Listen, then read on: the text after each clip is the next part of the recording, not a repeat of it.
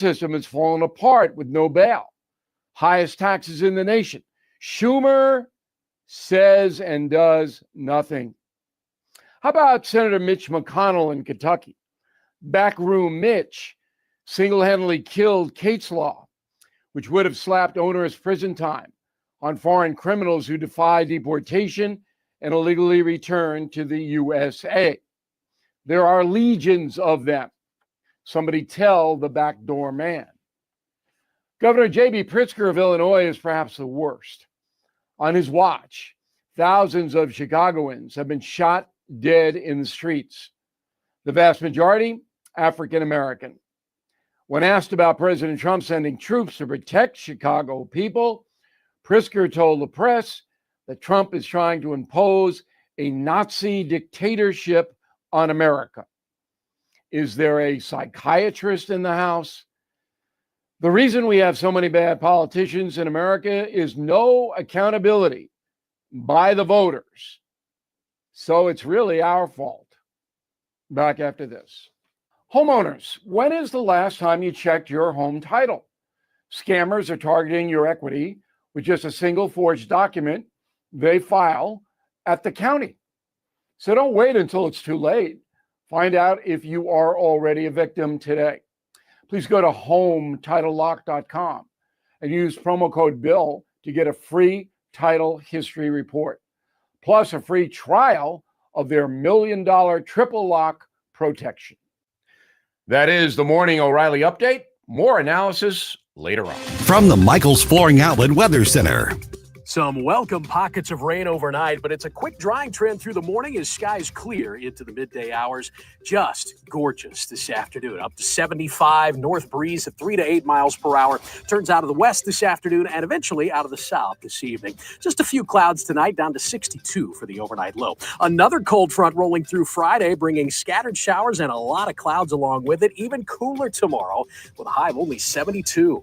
From the First Alert 4 Weather Center, I'm meteorologist Matt Chambers. Let's get moving, St. Louis. This is Mike Ferguson in the morning on News Talk STL.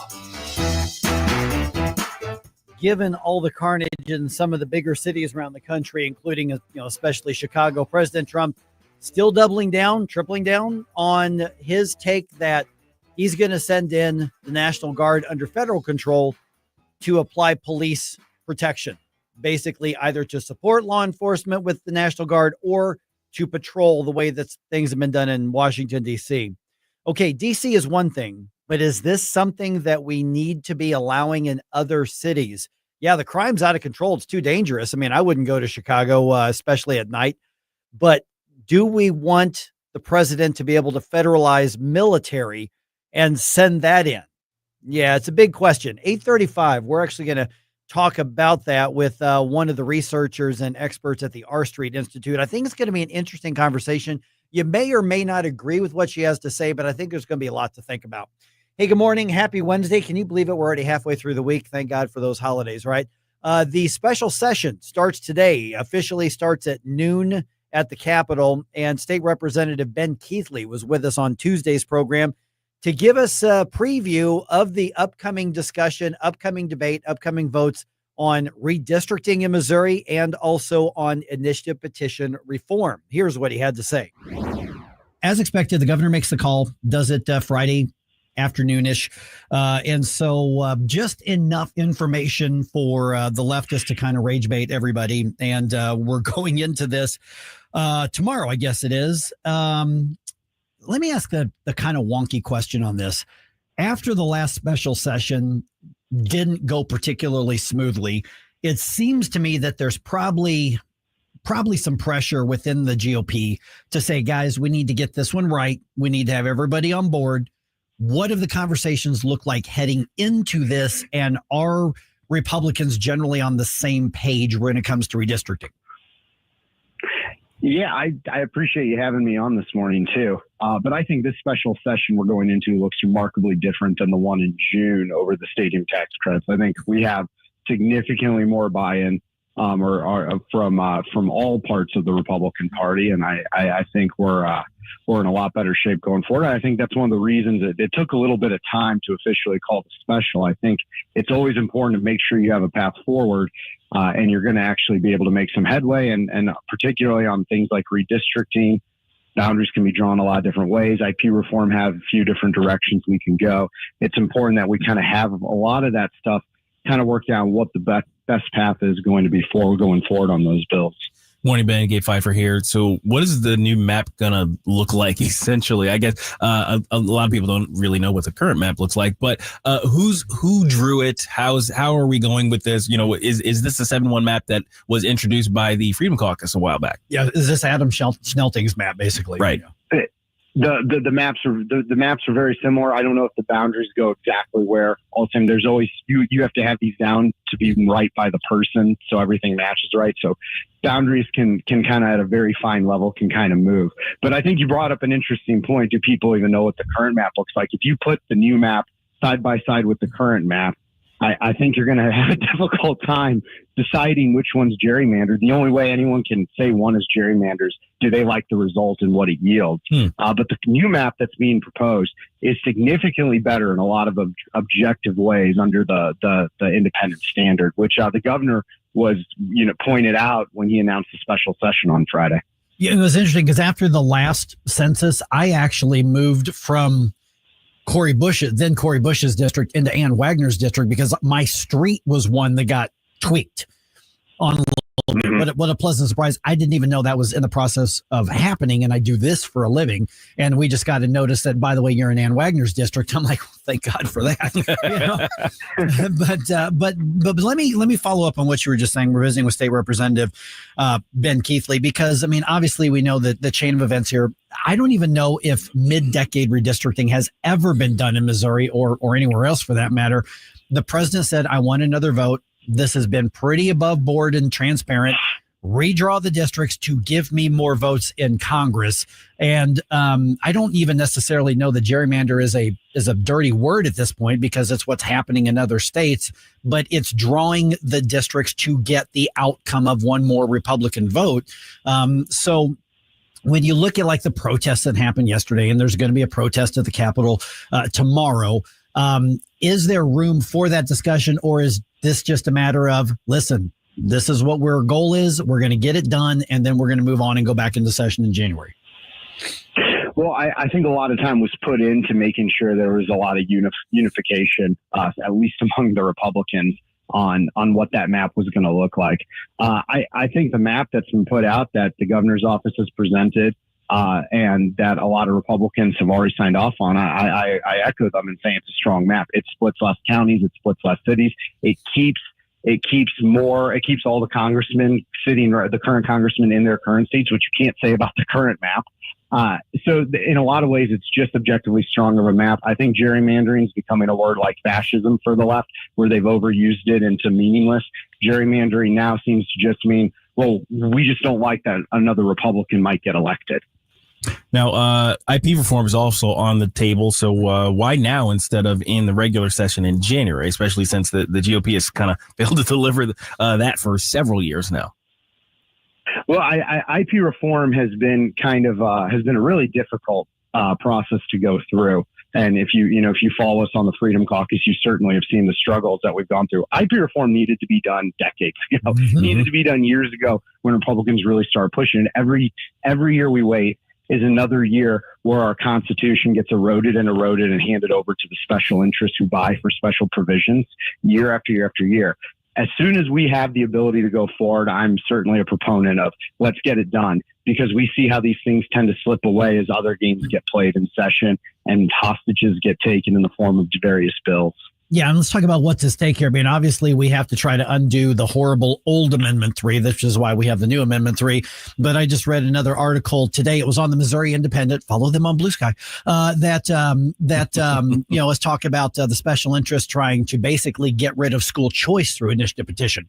And so those are on the back burners as well. They're trying to get the signatures. But essentially, to your point about special interest, essentially being able to buy a law or buy a constitutional amendment That's just Right. demonstrably true. I mean, we've seen that. You cannot argue that does not happen, even though obviously voters eventually have to say yes or no to something. So what does good initiative petition reform look like? Because there's higher signature requirements, there's higher vote requirements, there's concurrent popular vote plus number of counties or number of districts. What is a good initiative petition reform? And is there enough consensus on any of those to actually get past this time when there's been so many failures year after year after year, like you said? Right. And the threshold, I think, is the most important question. The bottom line is it's just bad policy to allow it to be easier to amend your constitution and to pass a law. It's a backward system, but that's what we've been living under in Missouri for decades at this point. So the number one thing is that the threshold just needs to require more consensus from Missourians. 50% plus one of voters who show up, particularly in low turnout years, should not be driving policy at a constitutional level. Because we've seen if you spend in the right amount of money in the right election cycle, you can put just about, and you put the right ballot candy on it, you can put anything in the Constitution. We have to protect the integrity of this process. And I think right now you have more and more Republicans who are understanding concurrent majority as a way to ensure that we have geographic buy-in throughout the entirety of the state, that special interests can't just use their millions of dollars to go into one particular voting demographic or one particular district that's good for their cause and just run up the score in that, particularly in midterms like we have coming up in 2026 where you have lower turnout. Anything could happen, and that's a real dangerous system for Missourians. Okay, could you real quick explain, when you talk about the concurrent side of it, explain what's on the table there, because a lot of people may not know what that means as it relates to initiative petition reform. So what's going to be on the table, I think what we're going to be considering, what's long been talked about, is a system whereby it's not just a majority of voters statewide, but you need to reach a majority of voters in each congressional district too.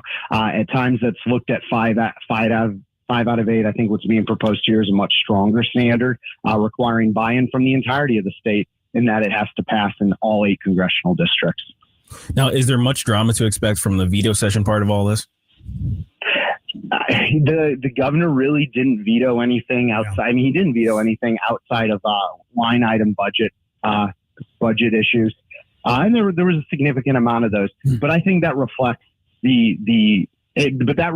the overall need to just kind of cut spending here. I think Republicans understand that it can be difficult at times, particularly if you're one Republican or one member of the General Assembly that's had their item cut. But I don't see a whole lot of issues with any of the governor's vetoes.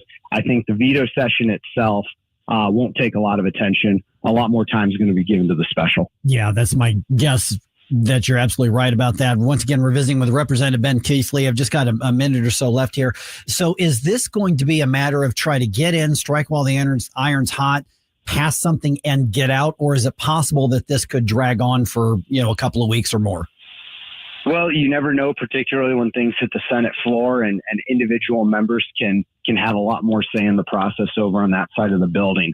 But I think what you're seeing going forward and the time it took to build up to actually calling the special on Friday, I think the governor has diligently worked towards making sure he's put something forward that Republicans and really anyone acting in good faith can look at and say, this is just the right thing to do for Missouri. So, I'm not going to say there may not be tinkering on the edges, and I can never guarantee what happens once you subject it to the legislative process. But I think we're in about as good a shape as possible to put one foot in front of the other and make sure the right thing's being done for Missouri. All right. Say Representative Ben Keithley, good chat with you again. Thanks so much for being on. We've tagged you on social media already, but let's go ahead and give your website out there if people want to look you up. BenKeithley.com, BenKeathley. I appreciate it, Mike. All right, 314-912-1019. It is already Wednesday, so don't forget, Flashback Friday is going to sneak up on us pretty quick. Go ahead and get your 80s bump music requests sent in now so that you can get in line and get some great 80s bump music on the radio at your request this week. This is 101.9 and 94.1 News Talk STL. Whether at home or at work, you're mobile. So when you're mobile, stay mobile. Keep St. Louis's home for conservative talk with you wherever you go. Download the NewsTalk STL app in the App Store or at NewsTalkSTL.com. The Napoli heritage of fine dining continues with Napoli Kirkwood. Napoli Kirkwood, now open. So add that to Cafe Napoli in Clayton, Napoli 2 in Town and Country, Napoli 3 in St. Charles, right next door to Napoli C. And don't forget about Napoli Brothers Pizza and Pasta in the district, Chesterfield Valley. All of those locations, plus now, open Napoli Kirkwood. Looking for excitement, fun, and delicious food for the whole family? Piccadilly Parwan has it all. Savor our scratch-made dishes. Nothing frozen. Every bite a true delight. Roll into fun at Piccadilly Palace for roller skating or race your heart out at Piccadilly Kart Racing. Join us for happy hour Monday through Friday, 4 till 6. Free select appetizers and drink specials. And don't miss our mouth-watering Sunday family dinners. Piccadilly Parwan on Audrey Lane in Union, Missouri, or online at PiccadillyPar1.com. Hey there, Chris Cooper here, Serenity Wealth Management. Make sure you tune in this Sunday, 9 a.m. for Serenity Wealth Now Radio, right here on News Talk STL. This week in the studio, we've got Jill of Jilly's Cupcakes. We're going to have a sweet time talking about cupcakes. Join us, Serenity Wealth Now Radio, Sunday mornings, 9 a.m., News Talk STL, or Serenity Wealth Now social media outlets. Serenity Wealth Now with Chris Cooper, Sunday mornings at 9 on News Talk STL. Investment advice offered through Fortis Capital Advisors, LLC. Tony Colombo here for All Solutions Pest Control, the team Christine and I trust to protect our home. We've used multiple services at multiple homes over the years, and I can tell you from all that experience, All Solutions is second to none. If you have a pest problem of any kind, or more importantly, just want to prevent a problem, All Solutions is the team to call. Learn more and take advantage of their incredible $67 introductory offer right now at allsolutionspestcontrol.com. If a pest-free home is your goal, call All Solutions Pest Control.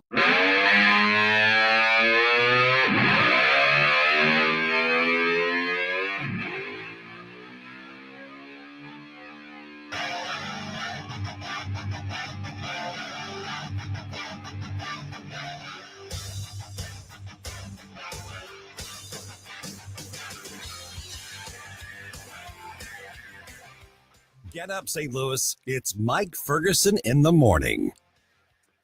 All right. Looks like the political class is feeling the heat. Good. Feeling the heat. And here's the thing. One of those rare times where feeling the heat from regular people. We, the people. Yeah, that's a big distinctive. Yes. Because when you say we, the people, you're referring to we, the people. A lot of times when somebody says we, the people, it's a lobbyist or special interest group claiming the branding and claiming the mantle of we, the people, when really it's just an interest group. That is actually the perfect way of putting it. Yeah. And going back to what Gabe was saying yesterday with maybe we should have a we the people lobby. I think that would actually be a better representation, because I'm tired of people claiming to represent me that actually don't represent half of what any of us believe. Yeah. So we're talking about regular people who are just demanding justice and are sick of the political games. The whole Epstein thing is, one, first of all, there's, even though I know people who are very close to me who have suffered abuse in that realm, and that's all I'm going to say about it. I know people very close to me who have lived through that and continue to live with it. Okay. So I see this from a more human perspective. I think there's a lot of people who see it that way. And I think that when either side plays political games with it, for some reason, this scenario is one that people are seeing straight through. Most of the time, we don't see that. We default to one of the political positions. Yeah. I don't think that's happening here. That's my sense, because in Washington, D.C., and we talked about that bubble that happens and people lose track and lose touch with reality. In that bubble, people seem to look at anything and say, okay, well, what's that mean for us politically?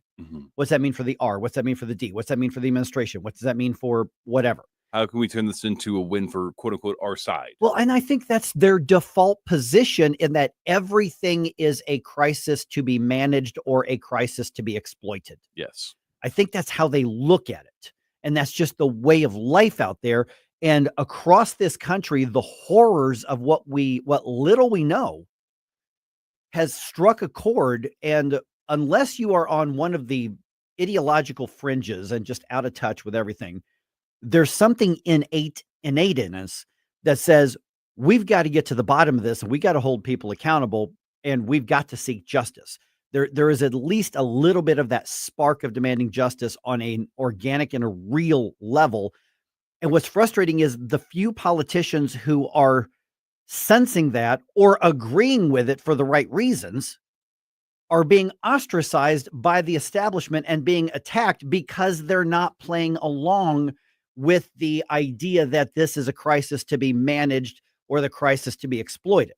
Yes. And I'm talking about Eric Burleson. I'm talking about Thomas Massey. I'm talking about, Rand Paul. I'm talking about people like that. Ro Khanna, the Democrat. And I'm going to disagree with Ro Khanna on most everything. Oh, yeah. But he's right about this. And the Democrats are all in unison going to be signing off on this discharge petition that Ro Khanna and Thomas Massey. Okay, are they all sincerely hoping for justice in the Epstein case? Maybe some of them. A lot of them are like, "Hey, we can hit Trump on this." So their motivations aren't great in a lot of cases, but at the same time, on the other side, it's, well, the Democrats are signing off on this, therefore we need to fight it. Yeah, I don't like that. I wish I could use the words that I want to use right now on the radio, but the FCC doesn't allow me, and my boss will fire me, so I'm not going to use the words that I want to use. Because getting to the right ends is really the ultimate goal here. And I read a couple articles on Thomas Massey's, not just his discharge petition, but he's also filed legislation. Mm-hmm.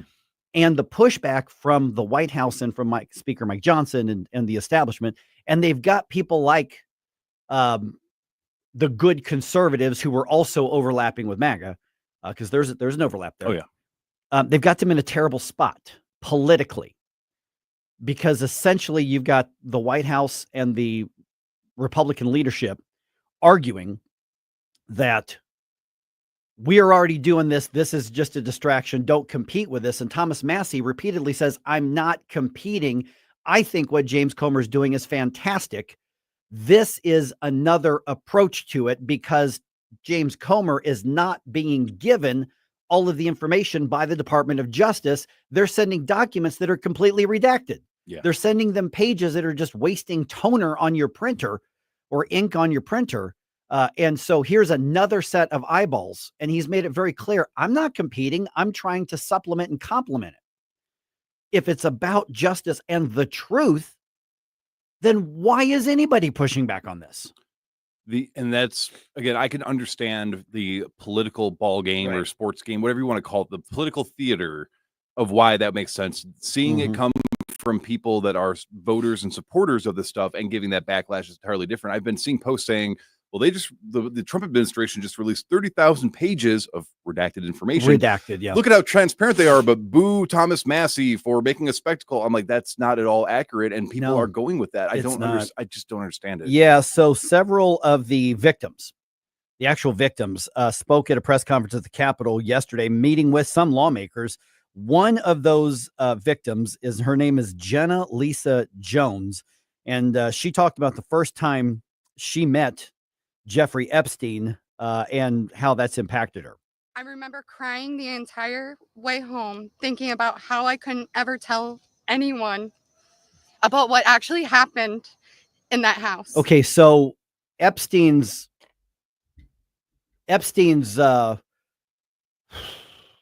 footprint of destruction is limited to basically the victims within his network. There are Epsteins all over the world. Yes. There are Epsteins in St. Louis. Mm-hmm. There are Epsteins in Springfield and Decatur and Chicago. There are Epsteins everywhere. On that scale, of course not. But this is why this has to cut through the partisan politics of it. And we need to say, even the politicians we like need to stand down if they're getting in the way of our demand for truth. Very well said. And it's a shame too, because a lot of them, they signed legal documents expecting, well, if I sign this, I'll get justice. And then they got rug pulled for the sweetheart deal that allowed Jeffrey Epstein to get out of prison when he should never have been able to. Right.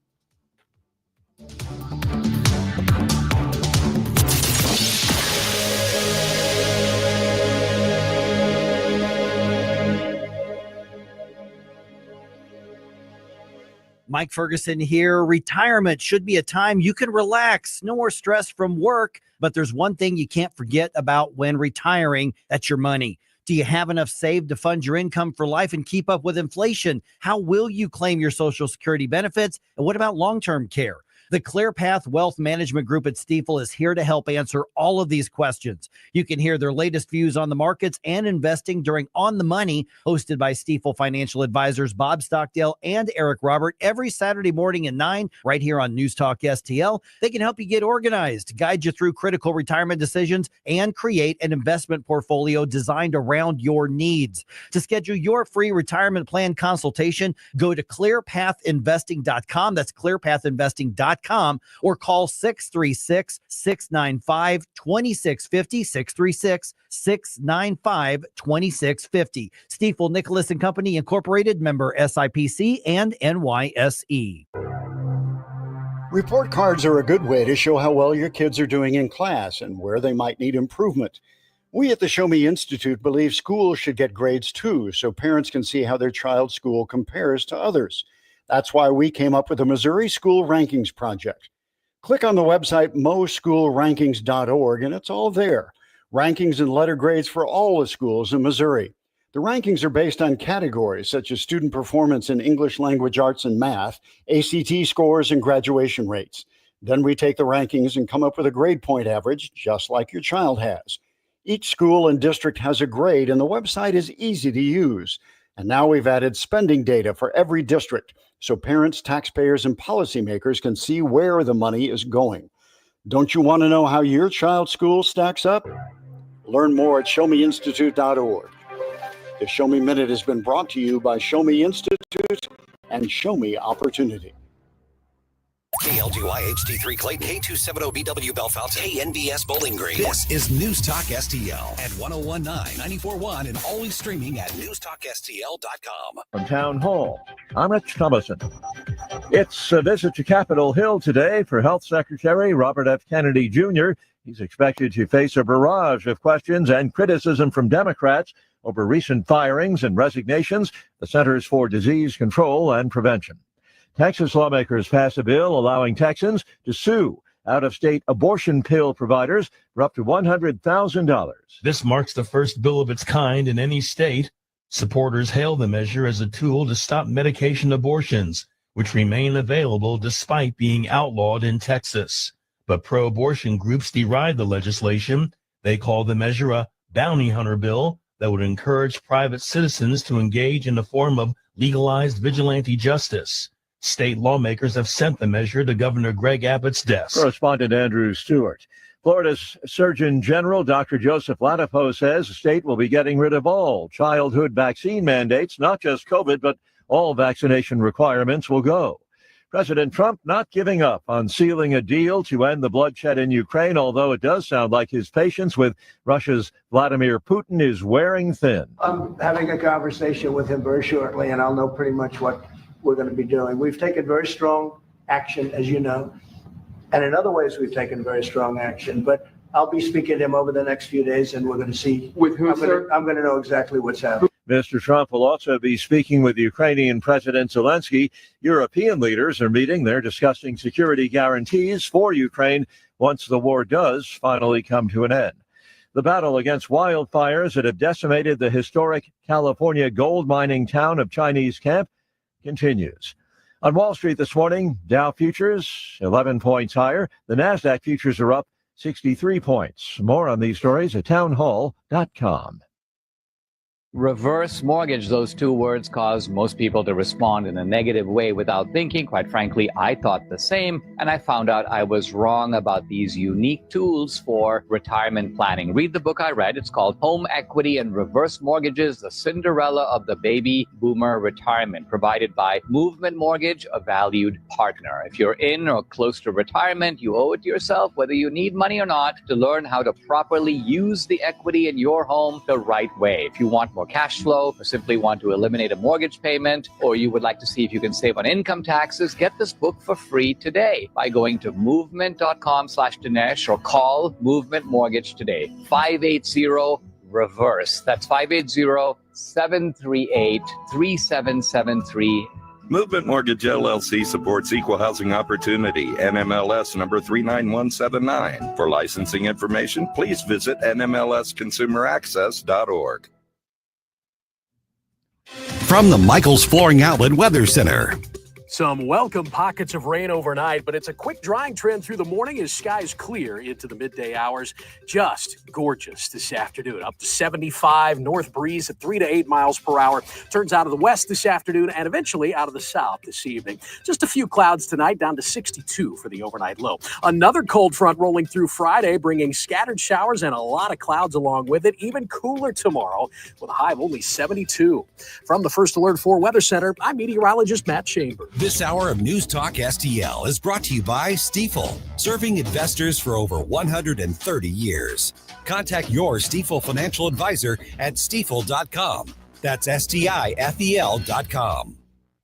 Would you like to win a full season of mosquito and tick protection? Tim Jones here, the new Mosquito Nix team in St. Louis, celebrating their launch with a bite-free backyard sweepstakes. One lucky family will get their entire yard protected. 10 others will get a free fogging treatment just for entering. Call 636-698-1980 now to enter. 636-698-1980. Keep your yard safe and your summer itch-free. Service area restrictions do apply. Mosquito Nix offers permanent, automatic mosquito and tick protection. It's not just fogging, it's real coverage you don't have to think about. They've already helped over 40,000 families nationwide take back their yards with their automatic mosquito control system. Visit mosquitonix.com to learn more. That's mosquitonix.com, 636-698-1980 to enter the backyard sweepstakes. Keep your yard safe, your summer bite free, 636-698-1980.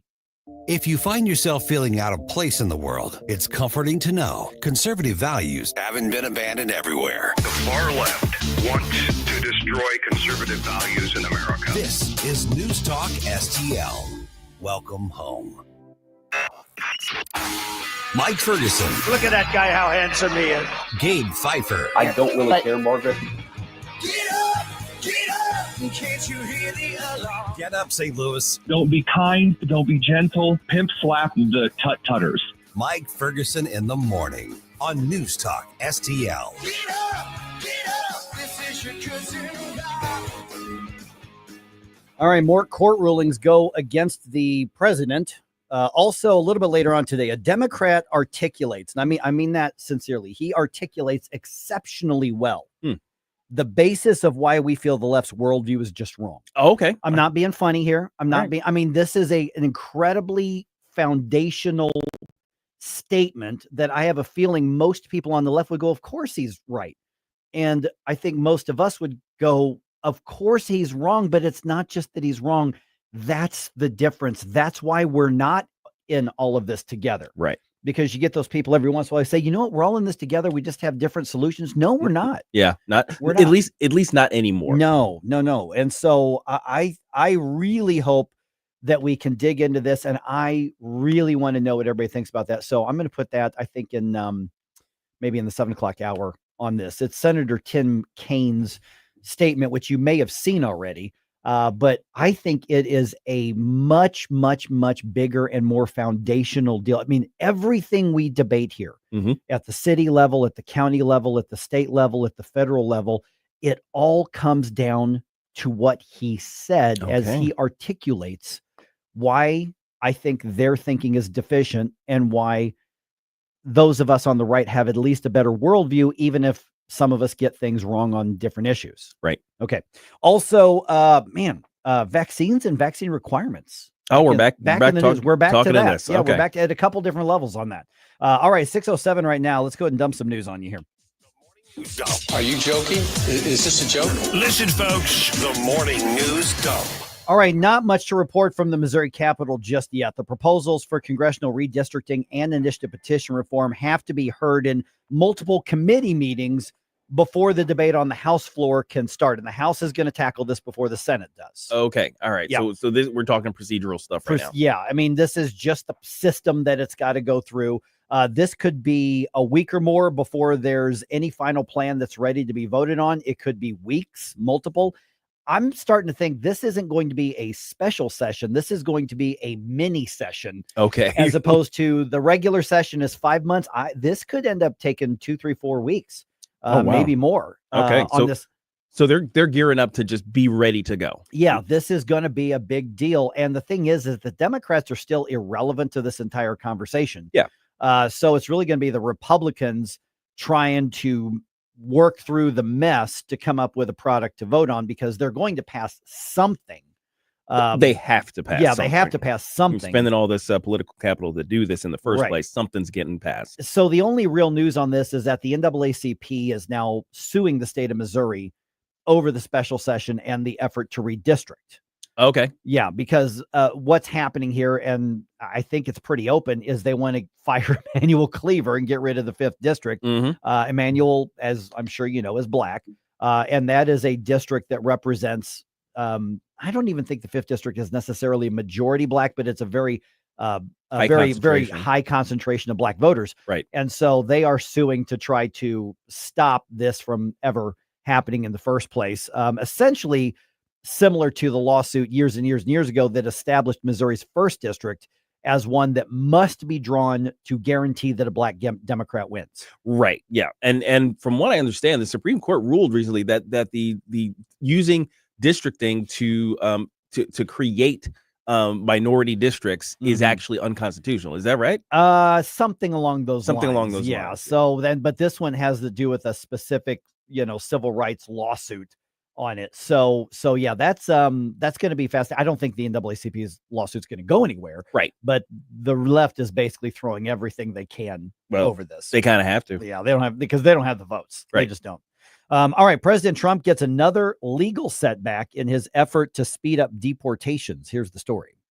A federal appeals court ruled the president cannot use an 18th century wartime law to deport people accused of membership in a Venezuelan gang. The Fifth U.S. Circuit Court of Appeals is one of the most conservative federal appeals courts in the country, and it said the Alien Enemies Act of 1798 was not intended to be used against gangs. The ruling blocks a signature administration initiative, and the case is likely headed for the Supreme Court.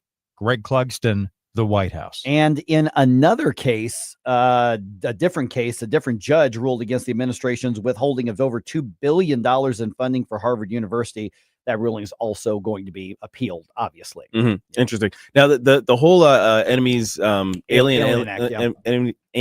Aliens Act is one of those fascinating ones, because it strikes me as asking the question of when does a gang become an army? Right, or a national threat, or a mercenary band, kind of thing. Because back in the day, you'd have the nation states obviously doing their thing, but you also had mercenary bands. They actually existed. They would get special permission from nations also, or they could to do that kind of stuff. So a mercenary band conducting war, let's say in 18 something or other on U.S. soil, I think would qualify for this act, and right? The way I haven't read the whole ruling, I've just read reports of it, but the gangs, this is the court talking, not me. Sure. The court is basically arguing, well, they weren't dispatched and contracted or working on behalf of a nation. Right. This is just a criminal band of thugs, and you got to treat them like you would criminals as opposed to warring nation states. Right. Well, I mean, but the idea of like how terrorist cells work. I mean, they're not some of them are not officially affiliated with that. Correct. And going back to the founding, I mean, we were dealing with Barbary pirates. The Barbary pirates. The U.S. government said, "Hey, privateers, we will authorize you to go be pirates against the pirates." I'm just saying there might be enough retired veterans out there that would be willing to do that. Oh, they have private organizations now. The existence of the paramilitary organizations that we have available to us in states is actually pretty large, considering what they were doing in the last couple of wars here. Yeah. So, and also look to in the next coming weeks or months, I would not be surprised if there isn't something that comes from the U.S. blowing up this Tren de Aragua boat. Oh yeah, that's right. The little smuggling boat. That was that the administration says was gang members who were smuggling basically precursor drugs trying into the U.S. and they blew that thing to kingdom come. Sure did. And killed 11 gang members, assuming that the administration got it right. So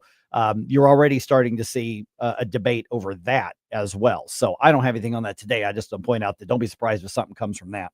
Okay, and it is technically a bipartisan effort to force the release of all documents related to Jeffrey Epstein continues, with lawmakers gathering signatures on the discharge petition that would require a House vote on the matter. Speaking at a news conference on Capitol Hill with lawmakers and other Epstein victims, Haley Robson, who was one of Epstein's victims, responds to President Trump calling the case a hoax. Here's what she had to say. Mr. President Donald J. Trump, I am a registered Republican, not that that matters because this is not political. However, I cordially invite you to the Capitol to meet me in person so you can understand this is not a hoax. Okay, so the House Oversight Committee released 33 some odd thousand pages of subpoenaed documents. Congressman Thomas Massey says those files, though, highly redacted and inked out, and most of them were already released into the public domain. So right. So no new information, essentially. Not very much at all. Okay, we're now a month into the Boeing strike, and it appears there's been little to no progress towards an agreement. At this point, there is no announcement of another meeting even being planned or on the table. The two sides just aren't even near getting closer to a deal. It's kind of wild because I just saw a statement from IAM. I can't remember what the number is. That's the International Aircraft Machinists Union, and they're saying we're fighting for fair wages and we're fighting for a faster wage increases and for they're saying a work-life balance. And look at what's that. happening in Seattle. We want that. That's part of what they want. Yeah, well, that's terrible. It is. Seattle is a mess. There's a reason why there were doors falling off of the airliners out there. By the way, just so everybody understands, Boeing Seattle is the one that makes all the commercial jets, right? Boeing St. Louis is the one that makes the fighter jets. It makes the military aircraft. So we don't want doors falling off of military aircraft. We don't. So yeah, Seattle is not the model. Not to mention that Seattle's a lot more expensive to live in. Yeah. You have to adjust your pay. I mean, if somebody said, "Hey, Mike, we're going to double your pay, but you got to move to San Diego," absolutely not. It's not worth it. No, I could afford a cardboard box to live on there, which is why there are so many cardboard boxes in San Diego. I make a living here. Yeah, but you got to keep that in mind. So about 3,200 workers walked off the job after rejecting the company's offer, which would have raised actual pay 8% in the first year of the contract and 20% over 4 years. The company says that total compensation would have gone up over 30%. And I'm not sure how they're getting to that number other than it compounds over the 8 years. Yeah. So, but look, their wage curve has always been and will continue to be with this new contract, the one that Boeing offered, significantly higher than pretty much any private sector workers in their own industry, let alone in tertiary, secondary, and tertiary industries. So they don't really have anything to complain about. No. They're just complaining. Exactly. All right. Wilson Contreras had a night. He drove in 4 runs, including his 2 RBI triple that happened in the 8th inning. That and a Nolan Gorman home run were all the Cardinals needed to get a 5-1 win over the A's Wednesday night. Redbirds are off today. They start a series at home against the Giants tomorrow. If the Cardinals can win tomorrow, they'll actually be back to 500 on the season. One steep part, no destination, making cold mind to fight your war. Stop it right now. I have had enough of this. Turn my eyes to your indifference. Stop it right now before you blow us all. I had it happen again just this past week. Run into a friend that it's kind of funny because I talked to on the phone quite a bit, talked to on Zoom meetings, but I hadn't run into him in person. And I hadn't even seen him for about 2 months or so. And the first thing out of his mouth is, "Oh my God, Mike, you've lost weight." Listen, the guys in the room here will confirm this. Dudes don't talk like that. We don't do that. And I'm getting that so much, but it's not even about the inches that are gone and the pounds that are gone. I am telling you, my health is better. And I owe so much of that to what's happening with my working with Nutrition Stop. NutritionStop.com. Mike Ferguson for my friends at Nutrition Stop. It is putting good stuff into my body as opposed to what I used to think was good stuff. I used to eat a lot of processed foods, thinking that it was healthy because I looked at the fat content and I'm like, oh, that's good. No, you need to get the holistic, good food. And that's what I'm doing. And of course, they have supplements. I get my probiotics, I get my vitamins from there. And it's made my life better and higher quality. And I'm not breaking the bank. My grocery budget hasn't changed, but I'm getting good food. So if you want to make America healthy again, start with making your family healthy again. Start with making yourself healthy again.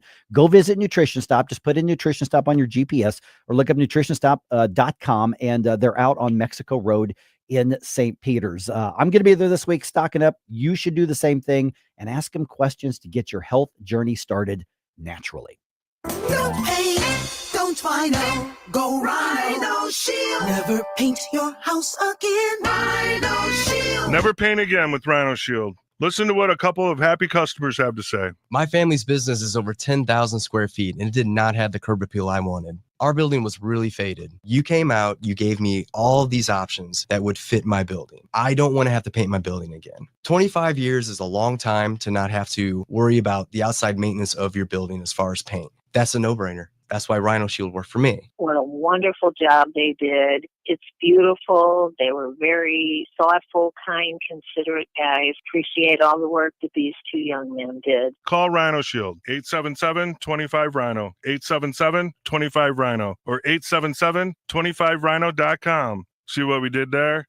Genius. Tell them, ladies. No pain, don't Rhino, go Rhino Shield. Never paint your house again. Rhino Shield. Join us for the annual St. Louis County Lincoln Reagan Day Dinner on Saturday, September 27th at the River City Casino Hotel Ballroom.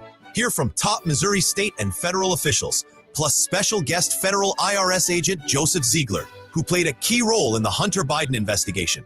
Enjoy dinner, networking, and a silent auction. For tickets, call Renee Artman at 314-398-6667 or email reneeartman1530@hotmail.com. This hour of Mike Ferguson in the Morning is brought to you by Stifel. Request a portfolio review from your Stifel financial advisor at stifel.com. That's STIFEL.com.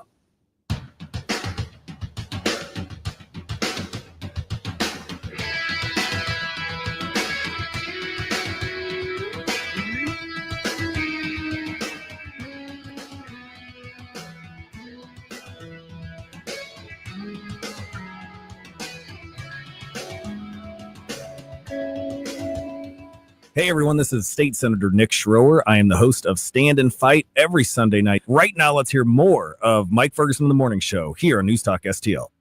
Okay, we got a lot of like deep thinking stuff to talk about today. Okay. I was telling Jerome a little bit earlier, Gabe, I said, just kind of the vibe of what we've got. And I want everybody invited into this is like, if we're sitting at a table at the coffee shop, just sitting around solving the world's problems. Right. That's kind of what we're doing today. So everybody who's watching, listening, you're invited to sit down at the table and join the conversation. So essentially it's going to be, imagine I'm sitting at a Starbucks with my MacBook. Like, I don't go to climate Starbucks. change.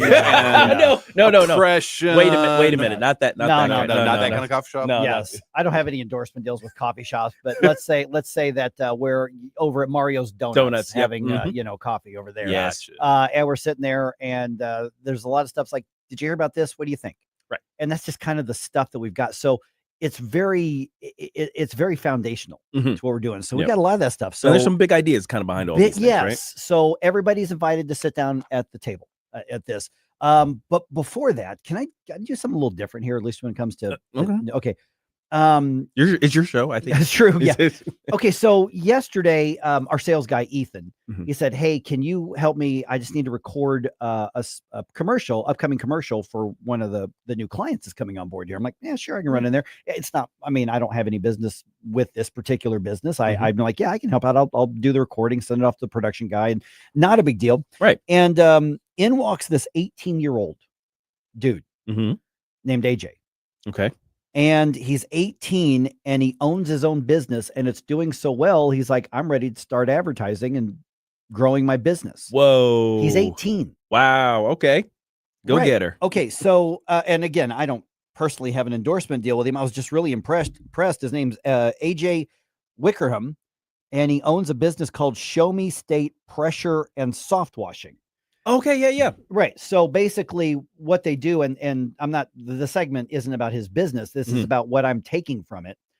And so essentially, you know, your house gets a little dirty and dusty over the years, or the stuff accumulates on the roof, or you got the oil stains in your driveway and stuff like that. You just want to freshen it up and give your place a bath. I mean, you wash your car. Why wouldn't you wash your house every once in a while?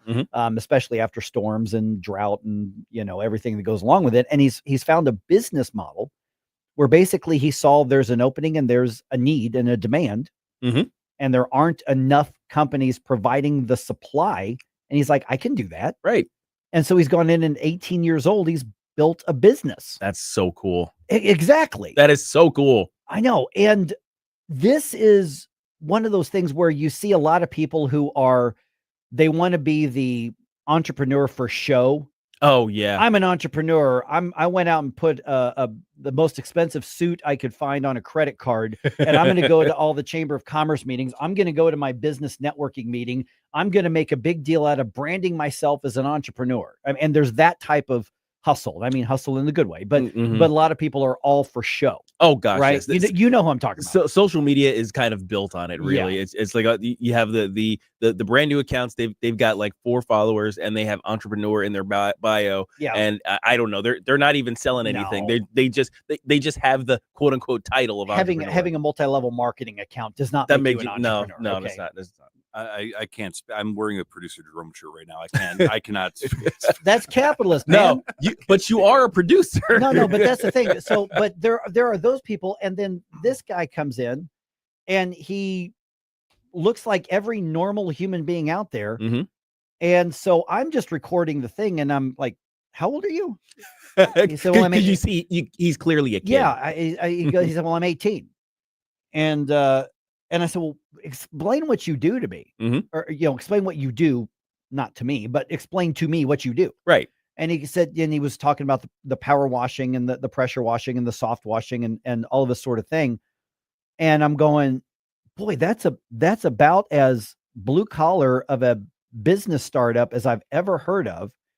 And we were asking him, what do you charge for this? And like a hypothetical, let's say a 2-story house or something. He goes, well, it'd probably be, around this, but I'd have to see the house. And I'm like, well, that's reasonable. He goes, yeah. He said, but I have to make a profit on this if I'm going to go do it. We're like, well, yeah.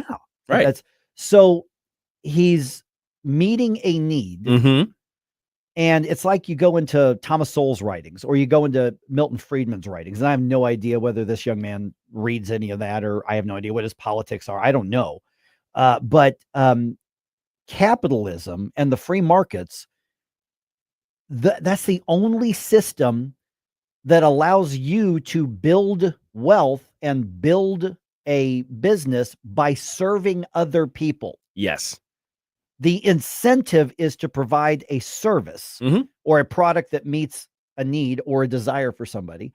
And I don't think that he's necessarily all interested in the philosophy of economics or anything, but he saw a need and he's like, I can do that. Yeah. And he's doing it. And this only exists in a system like the one that we have. And this is, I guess this is where we kind of get into the big idea discussion portion of this, right? It's the entrepreneurial spirit exists only in a capitalist system. Right. Where now a capitalist system, just to explain it to kind of the dummies in the back, is that you own the means of production, each individual. Guess who the means of production is? It's you. It's you. You are the means of production. And your stuff. You and your stuff, right? And if whatever you are capable of setting your hands upon in a legal manner is the means of production, and you can turn that into something. And the way you accumulate wealth is you interact with other people who are willing to do business with you, who are willing to give you money for whatever production that you can bring to their lives. So people talk about, at least, especially the young kids who don't really understand capitalism and who've been kind of brainwashed into thinking that it's the bad guy. They don't understand that the only means to get wealth, the only way people get rich in a legal manner is by serving other people, and at scale, you basically make other people rich in order to enrich yourself. It's like there's no two ways about it. You can't do these things on your own. It's not theft. They talk about it as though somebody creeps into a poor person's house. For some reason, the poor person has a house, and then they take money from them. They're like, haha, now I am the and they do the little schemy fingers and the robber barons. Yes, and somehow that's how they accumulate wealth. You don't accumulate wealth from poor people. You accumulate wealth by making poor people richer. Yeah, that's just how it works.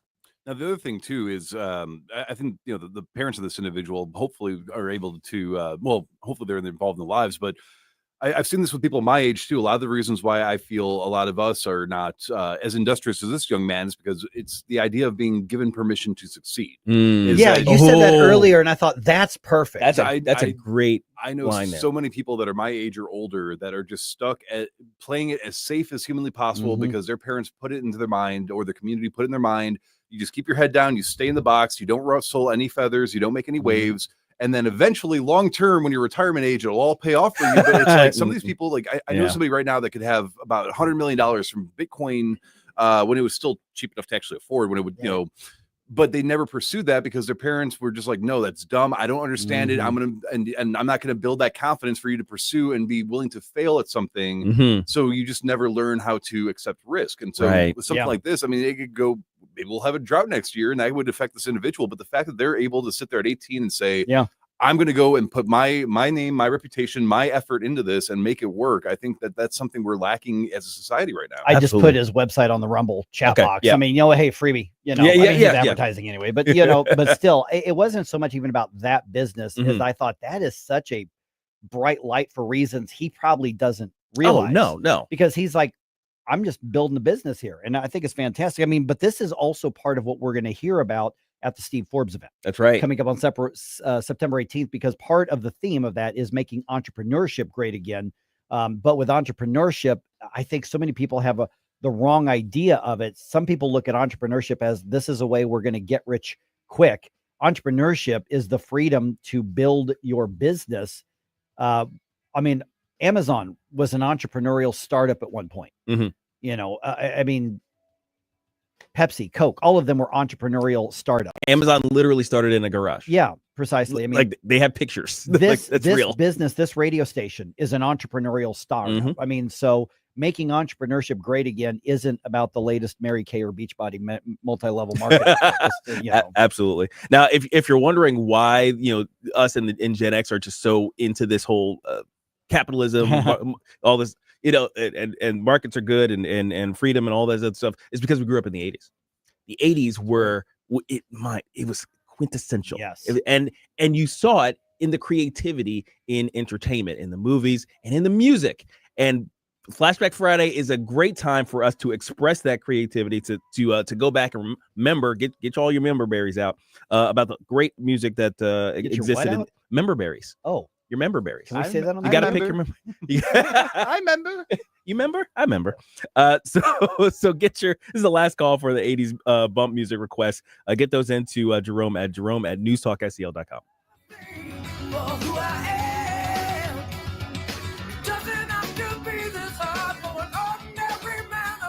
From the Michaels Flooring Outlet Weather Center. Some welcome pockets of rain overnight, but it's a quick drying trend through the morning as skies clear into the midday hours. Just gorgeous this afternoon. Up to 75, north breeze at 3 to 8 miles per hour. Turns out of the west this afternoon and eventually out of the south this evening. Just a few clouds tonight, down to 62 for the overnight low. Another cold front rolling through Friday, bringing scattered showers and a lot of clouds along with it. Even cooler tomorrow with a high of only 72. From the First Alert 4 Weather Center, I'm meteorologist Matt Chambers. Beat the summer heat with Johnson Heating and Cooling, your trusted local family business. We specialize in residential air conditioning service, furnace and AC replacement, new construction, finished basements, room additions, and energy-efficient geothermal systems. At Johnson Heating and Cooling, our motto is simple. We treat our customers like we want to be treated, with complete transparency and honesty. Call 636-332-4141. That's 636-332-4141.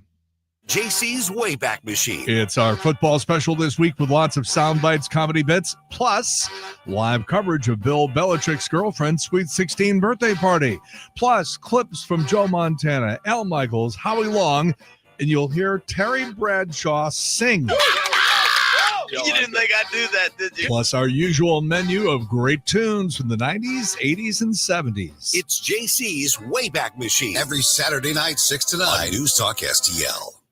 Hey, firearms enthusiast, looking for a family and veteran-owned shop with a wide selection of products and services? Head to DG Firearms, 115 Business Highway 61 North in Bowling Green. DG Firearms has been your one-stop shop for custom ARs, Cerakoting, laser engraving, gunsmithing, suppressors, ammo, and reloading supplies. DG Firearms, 115 Business Highway 61 North in Bowling Green, and online at dgfirearmsllc.com.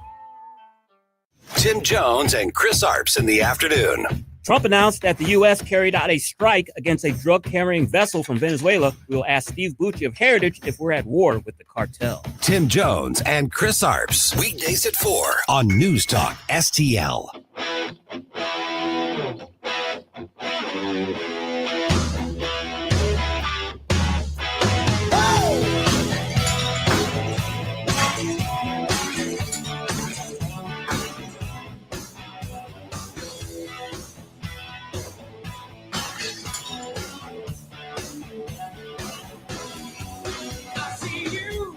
Good morning, St. Louis. Hey, it's Vince from The Vince Show right here on News Talk STL every weeknight at 8.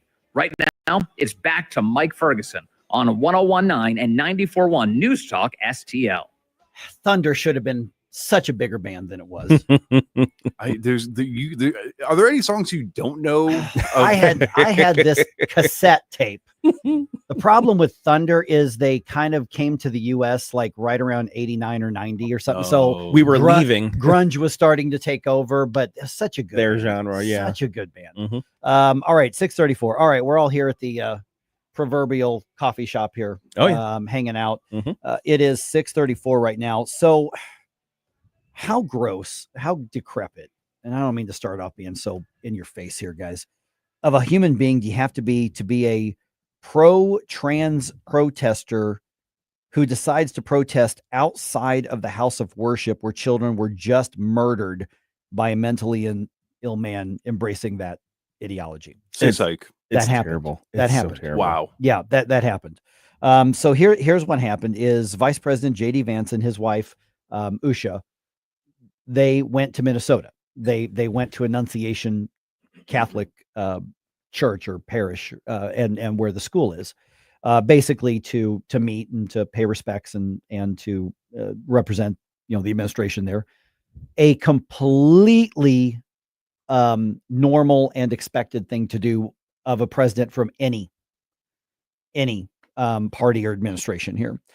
So they go in there, and outside across the street from Annunciation Catholic Church is a group of fringe left protesters. Hate doesn't have any home here, fascism, et cetera, et cetera. So they were, come on. They were there protesting in defense of the so-called trans lifestyle and ideology with their hateful signs. And one guy was, a clearly flamboyantly gay guy was dancing around and with his megaphone and everything. And, I get it when a politician you don't like, in this case, somebody from the Trump administration, the vice president, if the left doesn't like you, you go protest them.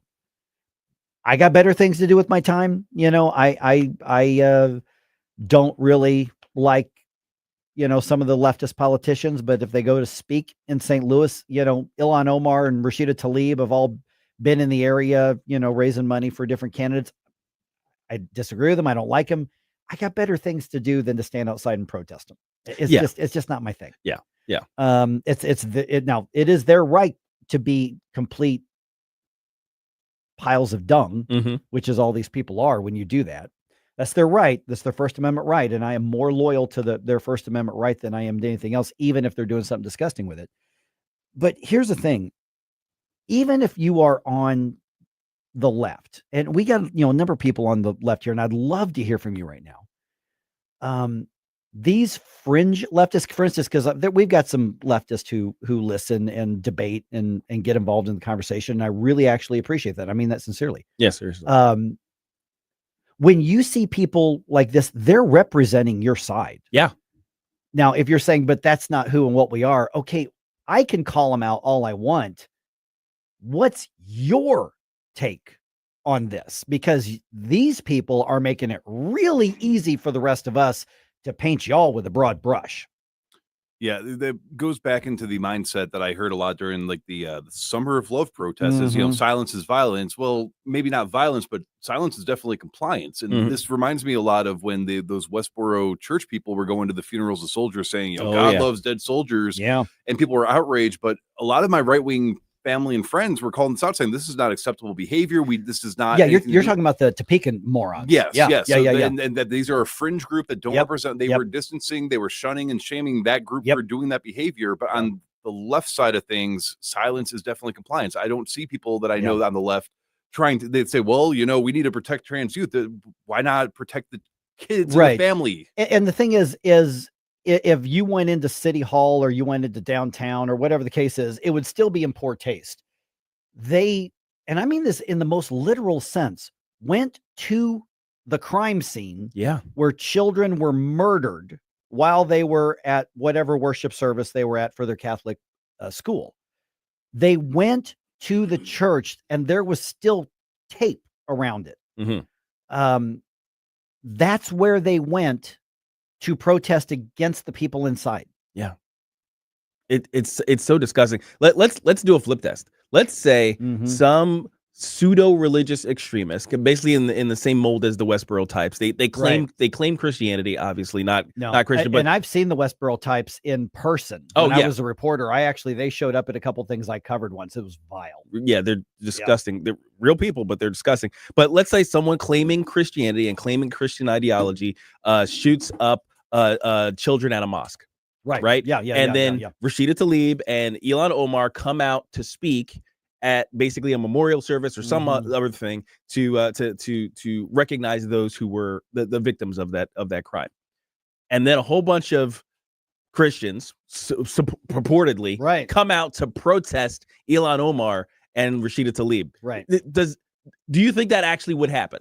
Does that scenario actually arise in your mind? It's like, oh, a whole bunch of people from the local megachurch make a concerted effort to come out and protest in favor of the religious extremists who killed kids in a mosque. Do you think that would happen? It's not going to happen. Of course it's not going to happen. I have always been in pro-life, very conservative churches. I don't go to church anymore. I don't go right now, but I've always been in, other than the last one I got done and walked out on. They were just a left-wing garbage church. But, I grew up in these churches. And we've had times where, abortion doctors have been murdered. Yeah. Every time what I heard, now, of course, the majority of my life, my pastor was my dad. Right. Was a denunciation of the murderer. Even though he killed a murderer. Right. That wasn't excusing what they did. There was still a reminder of the evil that was being done in abortion clinics. But from a personal level, to, like you were saying, Jerome, the national conservative level, we called out the murderers. Yeah. We called out and said, we're not going to be as bad as them.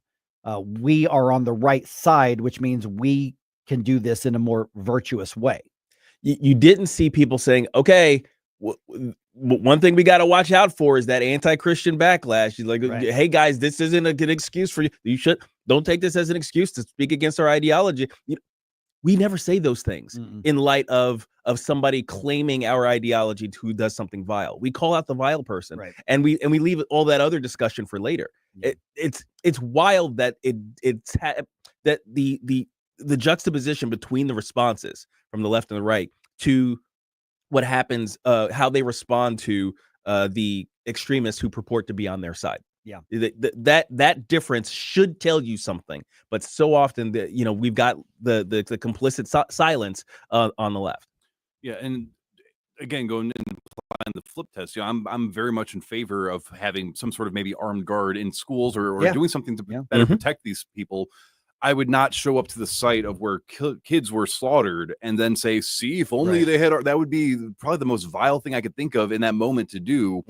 And at some point, you also have to realize that if this is the soapbox that they want to stand on, is using this tragedy, using somebody that clearly had some sort of point that they were trying to make about religious people and God and the innocence of youth and stuff like that, and showing up to that place and then saying, well, we're not going to sit here and show solidarity as trans people. We're not going to say, well, we're trans and we stand with the families and we want you to know that we're part of the community and we don't hate you.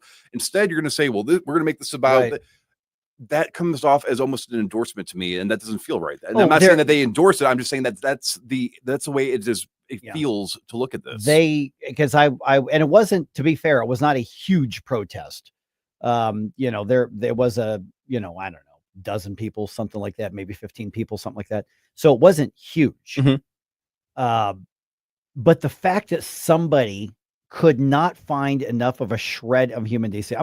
I'm trying to think of like the people that I can't stand the most. If God forbid something bad were to happen to them, I'm not going out of my way to, water their grave, so to speak. I'm not going out of my way to do that, because even if I don't like them, that's still a human being.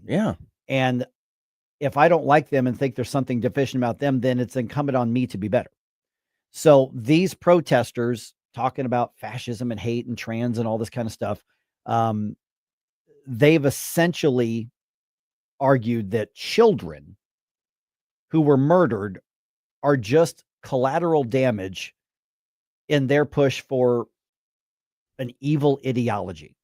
And exactly. If nothing else, that tells you that the fringe left dehumanizes people in ways that are incompatible with a civilized society.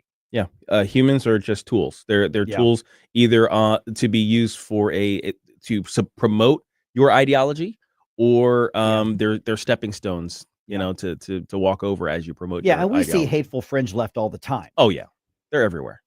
Because the rest of the left doesn't do anything about it. They don't shame them out of the circles. No, not at all. They don't distance themselves. They don't publicly speak out against them. They don't do that. At best, they get quiet. And my guess is that a lot of the people on the left don't like these people any more than we do. I should hope so. Right. But they won't take them on. They won't betray the monolith. So if and when it happens to somebody fringe on the right, we need to keep calling them outside and firing them and getting rid of them, or pointing out they're not part of our movement. Leftists, it's incumbent on you to do that on your side. You just don't, for whatever reason. Now, if you're still with us after that heavy discussion, I would like for you to know that you can bring us with you wherever you go by using the NewsTalkSTL app. So if you have a phone, you have a radio, and especially with Flashback Friday, I know people have work, they got lives, probably more than we do, because we just sit in the studio hanging out. Everybody's got more of a life than I do. But this way, you're not limited to your car. You're not limited to your in-home radio. If you still have one of those, you can bring us on the go with you everywhere you go by downloading the NewsTalkSTL app.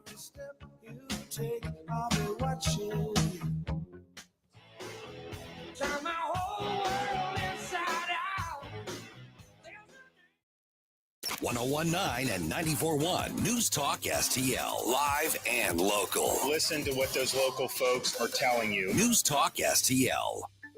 The Herzog Foundation is the vision of its founder, Stanley Herzog, and it exists to promote quality Christ-centered K-12 education nationwide.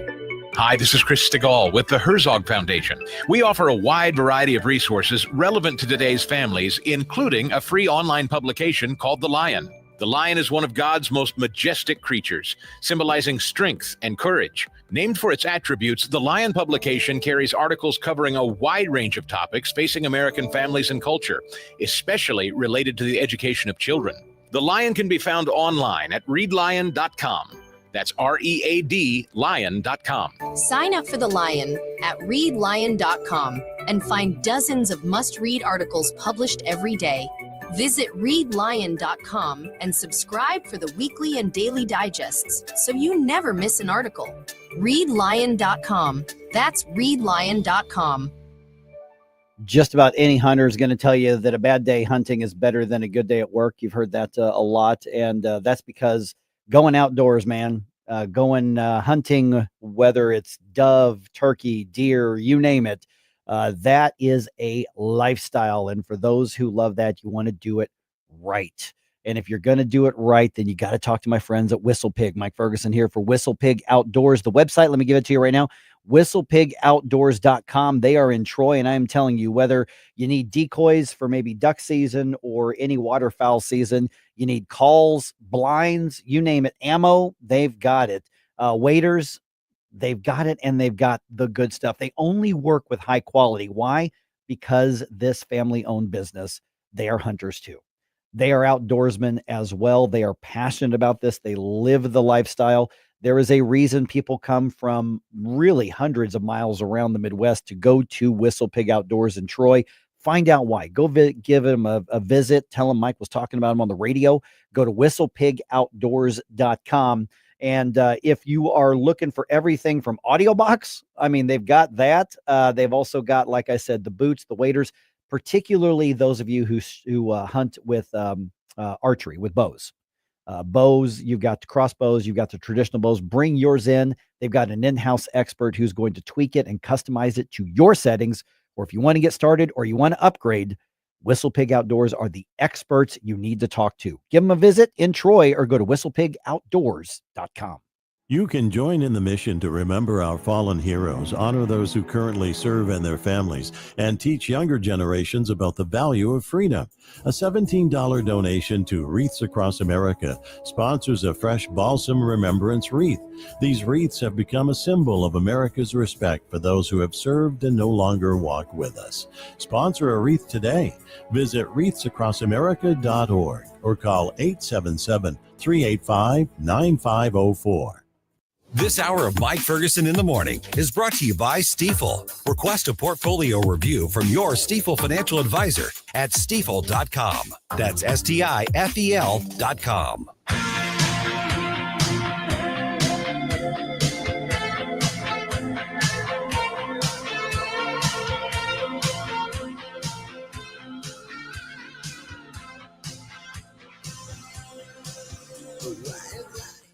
Hi, this is Susie Moore. Check out my show, RedState Radio, Sunday afternoon at 4, right here on NewsTalkSTL. Now it's back to Mike Ferguson in the morning. All right, more court rulings go against the president. Accusations of lawfare continue, of course. And we're going to talk about this in the 7 o'clock hour, okay? I'm just telling you right now. A Democrat articulates very well, by the way, the basis of why their worldview is just wrong. Mm-hmm. I mean, everything else we debate and talk about here, it generally comes down to what this guy said. Okay. We're talking about Senator Tim Kaine. You probably have already seen the video on this or you've heard the audio on this, but I don't know that he realized he was saying something so foundational. Mm-hmm. And for those who are frustrated and saying, I just don't understand why we can't just all get along and we're all trying for the same, we're not trying for the same thing. Right. And he labeled that, and he does not understand the way that we think. Right. So let's get into an honest discussion about that just a little bit later. Also, vaccines and vaccine requirements back in the news. Mm-hmm. This is interesting on a couple different levels. 6:50 right now. Let's go and dump some news on you here. Successful dump. Wake up, America. It all worked out. They got all the news. The morning news dump. All right, not a lot to report from the Missouri Capitol just yet. The proposals for redistricting and IP reform, they're basically in the committee setting up stage of all of this. This special session could last weeks.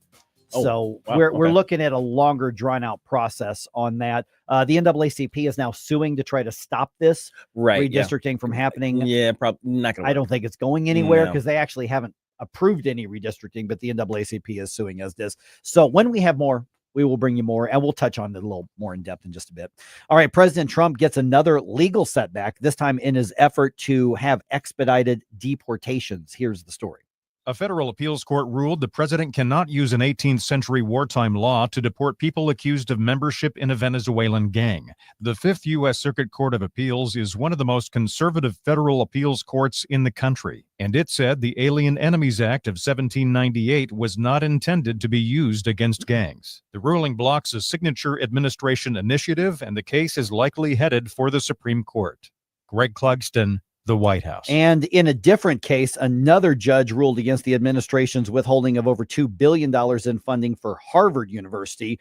That ruling is also going to be appealed. So in 2026, the U.S. Supreme Court is going to be very busy with some very, very big things that have to do with the scope and the authority of the executive branch. Oh, yeah. And then those rulings are going to be precedent setting. Yo, yeah, without a doubt. Without a doubt. Okay, the House Oversight Committee picking up its investigation into former President Joe Biden's mental decline. Former White House Deputy Assistant Andrew Bates is going to be interviewed on Friday with former White House Press Secretary Karine Jean-Pierre and former White House Chief of Staff Jeff Zients, set to testify later this month. Committee Chairman James Comer was on Fox Business's Mornings with Maria. He says the interviews conducted so far suggest that the former president had no clue about the pardons and executive orders that were purportedly signed by him. There was clearly a cover-up of Joe Biden's mental decline. What we're trying to get down to is the specific instances when Joe Biden's signature was used on the audit pen. And the former president's response has been, no, that's not true. Wait, what were we talking about? Oh, geez. All right. In other things that, demand our attention here, press conference outside the Capitol yesterday on the bipartisan effort to force the release of all of the Epstein documents. Some lawmakers still working on that discharge petition that Thomas Massie is pushing that would require a House vote on the matter. Speaking at that news conference on Capitol Hill with lawmakers and other victims, Epstein victim Haley Robson was asked by a reporter to respond to President Trump's calling the case a hoax a few weeks ago. Mr. President Donald J. Trump, I am a registered Republican, not that that matters because this is not political. However, I cordially invite you to the Capitol to meet me in person so you can understand this is not a hoax. Okay, so that petition comes as the Trump administration and, frankly, leadership in Congress as well are facing criticism for not releasing more of the documents in the case. And we'll touch on this a little bit more throughout the day here. Mm-hmm. Okay, a religious freedom bill focused on vaccines has been introduced in Congress. This is interesting. Here's the story. The legislation would bar federal funding to any school system in the country that refuses to grant religious exemptions to vaccination requirements. Republican Congressman Greg Steube of Florida introduced the measure, saying, quote, "No student or their family should ever be coerced into sacrificing their faith or jumping through loopholes to comply with a vaccine requirement. The GRACE Act reaffirms our country's commitment to protecting religious freedom." Michael Harrington, SRN News. And a little bit later on, I'll tell you what's happening in Florida regarding vaccines, and that's sending some shockwaves through policy and medicine and the freedom movement and a lot of stuff. We'll get into that in just a little bit. This is interesting. An Illinois nonprofit is connecting farmers to healthcare systems as part of an effort to advance what they're calling a food as medicine model for healthcare. Food as medicine. Yeah. Think Regeneration, that's the name of the group, is working with over 100 farmers. Ryan Slaybaugh says the initiative involves partnerships across many sectors, including transportation, food storage, education, philanthropy, scientific research, and others. A lot of these ecosystems have been siloed and working on their own problems. And I think this is a real attempt to kind of break down those silos and bring people back into the idea that we're all kind of participating in health, whether we're directly in healthcare or not. Now, multiple studies show that improving nutrition has been shown to significantly improve health conditions like and including type 2 diabetes. Yeah, one of the things that I found most interesting is RFK's push for nutrition to be taught in medical schools, and I think that is actually something that a lot of people I know involved in the medical field have been calling for a while now. And I think he's right about that. Absolutely, because right now it feels very much like and a lot of people would say so and have some receipts on it, that the pharmaceutical companies run the medical schools and therefore teach almost by default that the solution to all medical problems are drugs and not changes to lifestyle, which include nutrition. Yeah. The Pfizer School of Medicine and the Moderna Fellowship will endorse that for you. Yeah, precisely. Exactly. Yeah, I mean, I'm not a fan of RFK Jr., but he's right about that. And he's not the first one to call for it. He's just the first one in that secretary position to put the weight of that behind it. So that's just I think it's an interesting thing that's happening in Kelowna, Illinois. Okay, man, baseball. Wilson Contreras, man, he had himself a night. This guy's winning me over. Because, remember, Yadier Molina told the Cardinals, hire this guy to replace me. Right. And then they kind of bumped him around. And now he says, you know what, if it helps the team, I'll even not be a catcher. I'll go play first base. And he's really shown a dedication to the Cardinals and to the Cardinal fan base that's really impressive. But he drove in 4 runs last night, including a 2 RBI triple in the 8th inning. That and a Nolan Gorman home run were all the Cardinals needed to get the 5-1 win over the A's Wednesday night. Cardinals have a day off today. The Giants are in town for a series at Busch Stadium starting tomorrow.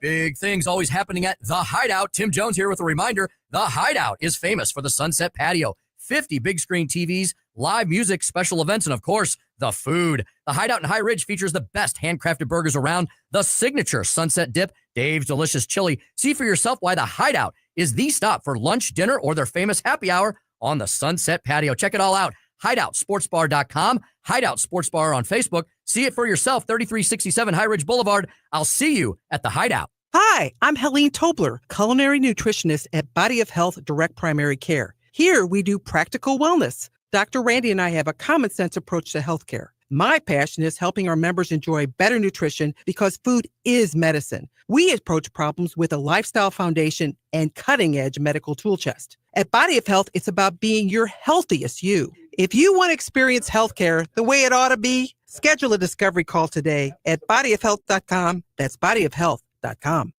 For 3 generations, one family has ruled the road in quality asphalt paving. Ruby's King of the Road Hot Mix Asphalt Paving. Family owned and operated. We're your leading authority for driveways, lanes, and parking areas. No project is too small or too large. We cater to both residential and commercial needs with unbeatable quality at just $38 per square yard plus labor. Call 636-295-9949. 636-295-9949. Ruby's King of the Road Hot Mix Asphalt Paving. You save when we pave. Hey there, Chris Cooper here, Serenity Wealth Management. Make sure you tune in this Sunday, 9 a.m. for Serenity Wealth Now Radio, right here on News Talk STL. This week in the studio, we've got Jill of Jilly's Cupcakes. We're going to have a sweet time talking about cupcakes. Join us, Serenity Wealth Now Radio, Sunday mornings, 9 a.m., News Talk STL, or Serenity Wealth Now social media outlets. Serenity Wealth Now with Chris Cooper, Sunday mornings at 9 on News Talk STL. Investment advice offered through Fortis Capital Advisors, LLC. KLGY HD3 Clayton, K270BW Bellefontaine, KNBS Bowling Green. This is News Talk STL at 1019, 94.1, and always streaming at newstalkstl.com. Breaking news this hour from Town Hall. I'm Rich Thomason. It's evidence that President Trump's crackdown on crime really does transcend politics. Mr. Trump is considering bringing law and order to a red state city. After complaining about crime in Democrat-led blue states, the president says he could deploy the National Guard to a red state. We're making a determination now. Do we go to Chicago or do we go to a place like New Orleans where we have a great governor? The Democratic governors of Illinois and Maryland sharply opposed troop presence in Chicago and Baltimore, but Louisiana Governor Jeff Landry is a Republican. Greg Clugston, the White House. House Speaker Mike Johnson says the president recently approached him with a rather novel idea, an idea that could give the GOP a nice pre-election shot in the arm. How about a midterm convention? Don't intend to do it in his voice, but a midterm convention. And I was like, that's genius. He said, it's never been done before. That's right. And that would be such a great rallying point for us in the fall, right before the election, to lead up to that, to the momentum that we have so much to sell and talk about and celebrate. And of course, he loves a big show. Health Secretary Robert F. Kennedy Jr. takes a hot seat on Capitol Hill today when he appears before a Senate panel. Expected to get a grilling from Democrats about recent personnel moves at the CDC, as well as his policies on vaccines. Vaccine mandates for kids may be tossed out in Florida. The state surgeon general says vaccination decisions ought to be left up to parents, and health authorities do not have the right to tell people what to put in their bodies or their children's bodies. The Trump administration is formally appealing to the Supreme Court to overturn a lower court ruling against the Trump tariffs. The sweeping levies on products from numerous countries do remain in effect, at least for now. On Wall Street, the Dow futures are down 13 points. NASDAQ futures 46 points higher. More on these stories at townhall.com. So my mother is thinking of switching from Verizon to Pure Talk, but she's worried the deal sounds too good to be true. Michael, she said, how can those Pure Talk people offer me the same basic service as Verizon for so much less money? I said, Mom, go ask Google how much Verizon spends on advertising and promotion. A few seconds later, my mother said, oh my goodness, $12 billion a year? That must be a typo. I'll tell you what I told my mom. It's not a typo. Verizon spends $12 billion a year on advertising and promotion, and their customers are paying for it. Well, Pure Talk doesn't spend that kind of money on commercials. Trust me, I would know. Consequently, they can offer you and my mother unlimited talk, text, and plenty of data on a blazing fast 5G network for just $25 a month. Dial pound 250 and say the words Mike Rowe, and you'll get an additional 50% off your first month. That's pound 250 Mike Rowe. Pure Talk, everything you need and nothing you don't. From the Michael's Flooring Outlet Weather Center. Some welcome pockets of rain overnight, but it's a quick drying trend through the morning as skies clear into the midday hours. Just gorgeous this afternoon. Up to 75, north breeze at 3 to 8 miles per hour. Turns out of the west this afternoon and eventually out of the south this evening. Just a few clouds tonight, down to 62 for the overnight low. Another cold front rolling through Friday, bringing scattered showers and a lot of clouds along with it. Even cooler tomorrow with a high of only 72. From the First Alert 4 Weather Center, I'm meteorologist Matt Chambers. This hour of News Talk STL is brought to you by Rodney and Jen Wallner and the entire Wallner home selling team at Berkshire Hathaway. Call them today at 314-810-SOLD. 314-810-SOLD. Public schools, like public libraries, should be free and open to all. Open enrollment allows parents to choose the school that's the best fit for their children. Maybe another school has a wider curriculum, is bigger or smaller. Maybe a kid is being bullied and would be more comfortable at another school. 75% of parents favor open enrollment. Open enrollment programs now exist in 43 states, and Missouri should join them. Our next-door neighbor, Kansas, has one of the strongest open enrollment policies in the nation. Kansas parents are trusted with choices and options, while Missouri parents must move out of their home to change public schools. And it's a trend. Nationwide, the percentage of students going to their chosen public school has steadily increased. Assigning kids to schools based on their zip code is the old way. Open enrollment is a better way. Learn more at showmeinstitute.org. The Show Me Minute has been brought to you by Show Me Institute and Show Me Opportunity. Mike Ferguson. You play ball like a girl! Gabe Phifer. Get up! Can't you hear the alarm? Get up, St. Louis. So it's time to get out of bed. Pour yourself the greatest cup of Kofifi the world has ever seen. Rise up with one voice, drain the swamp, and take back our country. Today's the day we're going to do it, and it's time to do it right now, believe me. Mike Ferguson in the morning on News Talk STL. Get up! This is your cousin. All right, gang members and national enemies are two different things according to the latest court ruling. And this actually could ripple into other aspects of the Trump administration's policies. It's 7:05 right now. So where does President Trump go from here, and where should we go from here? Because this is kind of a big deal. I mean, it's not over, my guess. Oh, yeah. But we'll talk to the expert on that, which is Susie Moore, who joins us right now from RedState.com, and who I suspect was just doing one mean Kofifi dance. Yes, that's what I'm thinking. I'm thinking. Did you dance with us? Busted. Yep. There you go. There it is. Okay, so let me set the, tell me whether or not you agree with this foundation here, because you know more about it than I do. But what's considered to be a generally conservative court rules against President Trump's use of the Alien Enemies Act to target the Tren de Aragua members for deportation, because essentially he enlisted that or used that act to say these are threats to national, our national security, our national, our nation. not just a criminal gang, and I'm using that to get rid of them and deport them out of the country. And the court said, no, you can't do that. This isn't an invasion the way you've declared. Have I set the table fairly well on that? Pretty well. There's a lot of very kind of subtle nuances with this case, and it's got a very tortured procedural history, so it's hard to encapsulate it, but you did a fine job with it there. From a layman's perspective. Yeah. Absolutely, yes. And yes, the Fifth Circuit is generally considered a conservative court. Now, the 3-judge panel that made this decision, one of them was a Bush 43 appointee, one was an Obama appointee, I think. A Biden appointee, I'm sorry. And then the third one, the one who dissented, was a Trump appointee. Okay. Susie, Gabe here, by the way. Hi. Hi. One of the things that I kind of have been racking my brain to understand about this is, I guess the definition of an army or the definition of an invasion or, because whenever I think of law things, I think, well, what's the meaning of the words? But is there a line from which, a gang can become a mercenary band, can become pirates, can become a national security? You know what I mean? Is there a sort of an existing judicial discussion about that aspect? Yeah, I mean, the court didn't rule that he can't fight off an invading army. They just said this isn't an army. No. Right. Yeah.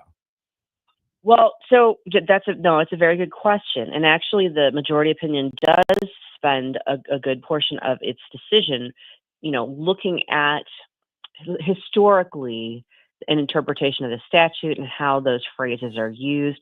And the problem is that it hasn't been used quite the way that President Trump used it. But the bigger problem, and that's why they said that they didn't feel that this situation, was tantamount to an invasion or predatory incursion. The bigger problem, however, is the one that is pointed out by the dissent, and that is, hey, wait a second. This is not your normal situation. Presidents, by their very nature, the executive gets to determine. It's their proclamation. This is basically a political question and national security question, and we don't get to examine whether they use the term right. This is one of those areas that is supposed to be reserved for the executive, and now, the way that he wound up his dissent at the end was, this contravenes over 200 years of legal precedent, and it transmogrifies the least dangerous branch into robed crusaders who get to play act as multitudinous commanders-in-chief. Oh, that's a lot of big words. Yeah, it's 7:09 in the morning. That's a lot of big words. Go easy on it. Yeah, Susie. it hurt me too. Sorry. So following up there, we've got then essentially not a question as to whether or not the bad guys should be kicked out of the country. It's by what process it should be done. I mean, is that really what we're talking about?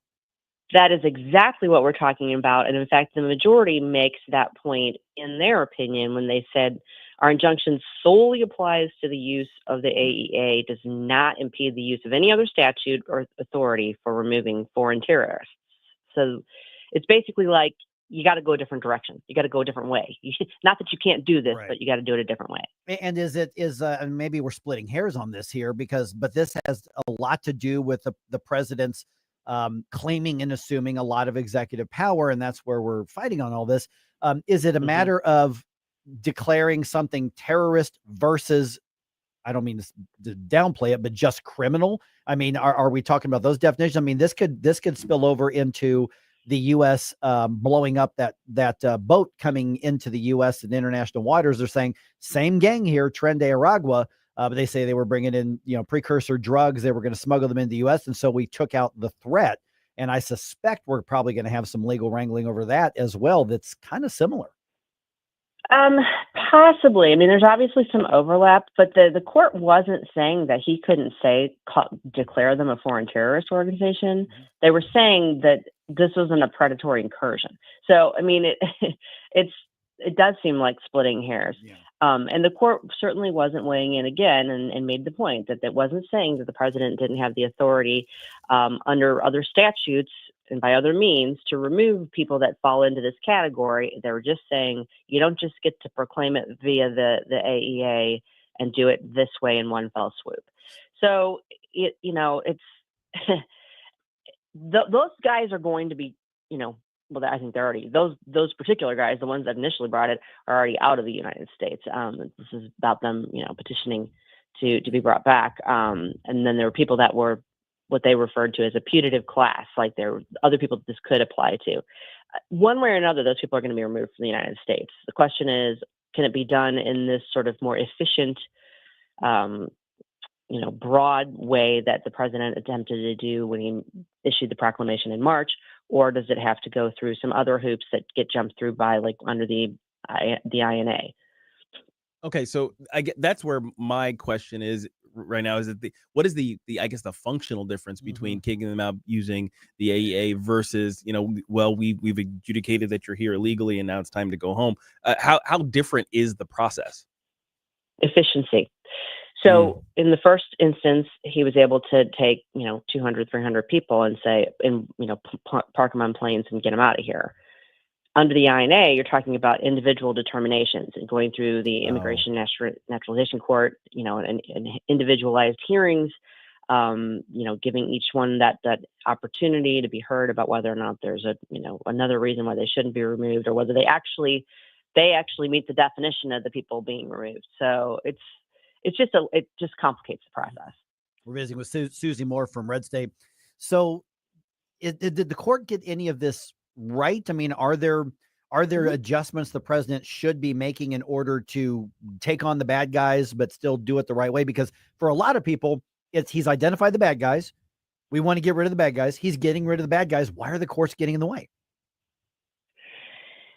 Yeah, well, one thing to remember about courts is that they very much focus on and theoretically try to adhere to process and making sure that, I's are dotted and T's are crossed. One of the things the court said is that and one of the issues that, I'm going to back up for just a second here. You guys may remember this, but this is the case that went all the way up to the Supreme Court, and the Supreme Court issued a ruling on Good Friday into Saturday on Easter weekend that had everyone scrambling, like, what are they doing? Like, why are they ruling on this now? So it's as I said, has a long procedural history. But one of the things the Supreme Court sent the case back on was whether or not the notice that the government provided these people was sufficient to meet the due process requirements. And this court, the majority, did say, look, the notice that they've now given these people that in their own home language tells them you're going to be removed pursuant to this, blah, blah, blah, blah, blah, is sufficient. Now, what's really weird is the judge that wrote the majority opinion and the dissenting judge agreed that 7 days notice was sufficient. The other judge, the Biden appointee, dissented on that part and said, no, you got to give them 21 days notice. But on the notice issue, they basically said, okay, the government's pretty much got it right here. Why this has to, I would never counsel President Trump to go back and rewrite his proclamation or do it differently to adhere to what this court is suggesting. They're going to appeal this. They're going to seek a hearing from the full court, and then they will appeal it up to the Supreme Court, and they're going to push it to get a ruling on it. In the meantime, they can be using other methods under other statutes to try and remove people. So basically, the timing could be to where this will be part of the 2026 big picture Supreme Court session, possibly. Oh, I would count on it. Yeah. I mean, I'm just trying to think timing wise. I'm sure they're going to petition for rehearing en banc. So that may, slow things down a little bit before it gets back to the Supreme Court. But this is also one that kind of went up on the emergency docket. So I'm not sure if it would return to this court on the emergency docket or have to go through the merits like the regular term. I don't know. Yeah, God knows what can happen. By the way, I just put your article, RedState's article, the Fifth Circuit rules against Trump administration on its use of AEA to remove TDA members. So that is up on the Rumble chat box right now. Of course, people can find you at redstate.com as well. Susie, appreciate the insight and putting it into terms that we can understand, because a lot of us hopefully. Yeah, well, a lot of us get lost in what happens is the headlines happen and people read into the headlines and then they don't read the facts of the case and they don't understand that what we're actually mad about may not be what we're actually mad about. And they apply their law and order level of understanding of court systems. Yes. Yeah, precisely. All right. Oh, yes, I'm familiar earlier. Yeah, without a doubt. All right, Susie, once again, of course, host of Red State Radio as well. You can hear her every weekend here on Newstalk STL. We will talk to you again soon. Thanks so much. Thanks, Susie. All right, guys. Have a great day. All right, 314-912-1019. This is one of the topics that I don't enjoy talking about, but it's happening at both a statewide level in one part of the country and a national level, as we just heard in the news dump. Vaccines are back in the debate. Back in the debate and the mandates around them. Right. Primarily. It's not, yeah, there's two questions. There's the vaccines and then there's the mandate on this. Right. So let's talk about that right around 7:20. And we are 2 weeks away from a great evening with Steve Forbes at Lindenwood University Scheidegger Center. There are still tickets available and they are free. If you've already reserved yours, be sure to make sure you schedule is clear for that evening, because we hope to see you there. Tickets are available at newstalkstl.com. This event is brought to you as a service of the Hammond Institute for Free Enterprise. Get up, can't you hear the alarm? Get up, this is your cousin Colombo and Company. The special legislative session for redistricting and IP reform is underway in Jeff City. We'll get an update Thursday from Mo Rep Justin Sparks. Plus, we'll talk to Dr. Randy Tobler. Live and local weekdays at 2 on Newstalk STL. Looking for unbelievable deals? Stop by Overstock Outlet in Lake St. Louis or Warrenton. Open 7 days a week. Discover big savings on a huge variety of merchandise with no hassle. Just great prices. Visit us in Lake St. Louis on Highway N or in Warrenton on Boones Lake. Check out our Facebook page at Overstock Outlet Lake St. Louis or go online to overstockoutletstl.com. Unbeatable value, friendly service, and you never know what we'll have at Overstock Outlet. Hi, it's Ken Williams, and my favorite Capriati sandwich is the Capistrami. You've got hot pastrami, melty Swiss cheese, crunchy coleslaw, and zesty Russian dressing. What else do you need? I love Capriati's, and you will too. On Manchester at McKnight in Rock Hill.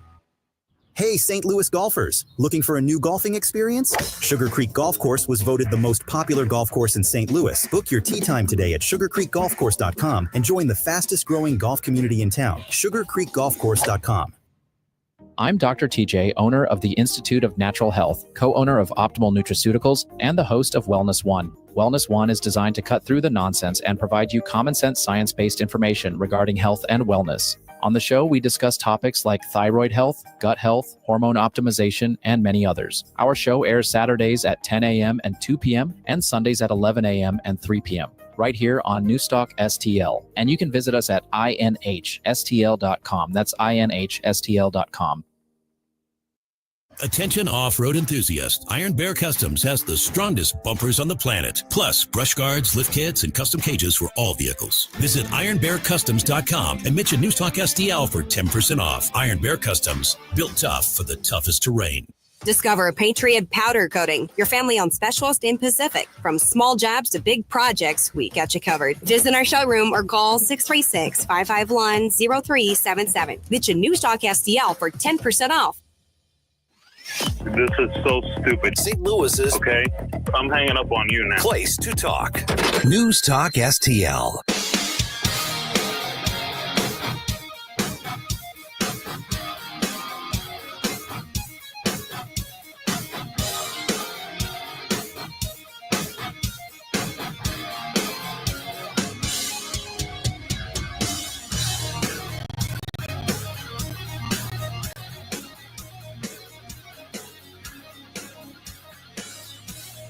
Hi, it's Vic Porcelli. And Ken. Hi, Ken. Hey, Vic. Ken and I are on every Monday through Friday here on News Talk STL. Right now, you're listening to Mike Ferguson in the morning on 101.9 and 94.1 News Talk STL. Whoosh, my morning, people. Okay, everybody got the can of worms here ready to open? Okay, yeah, let's go.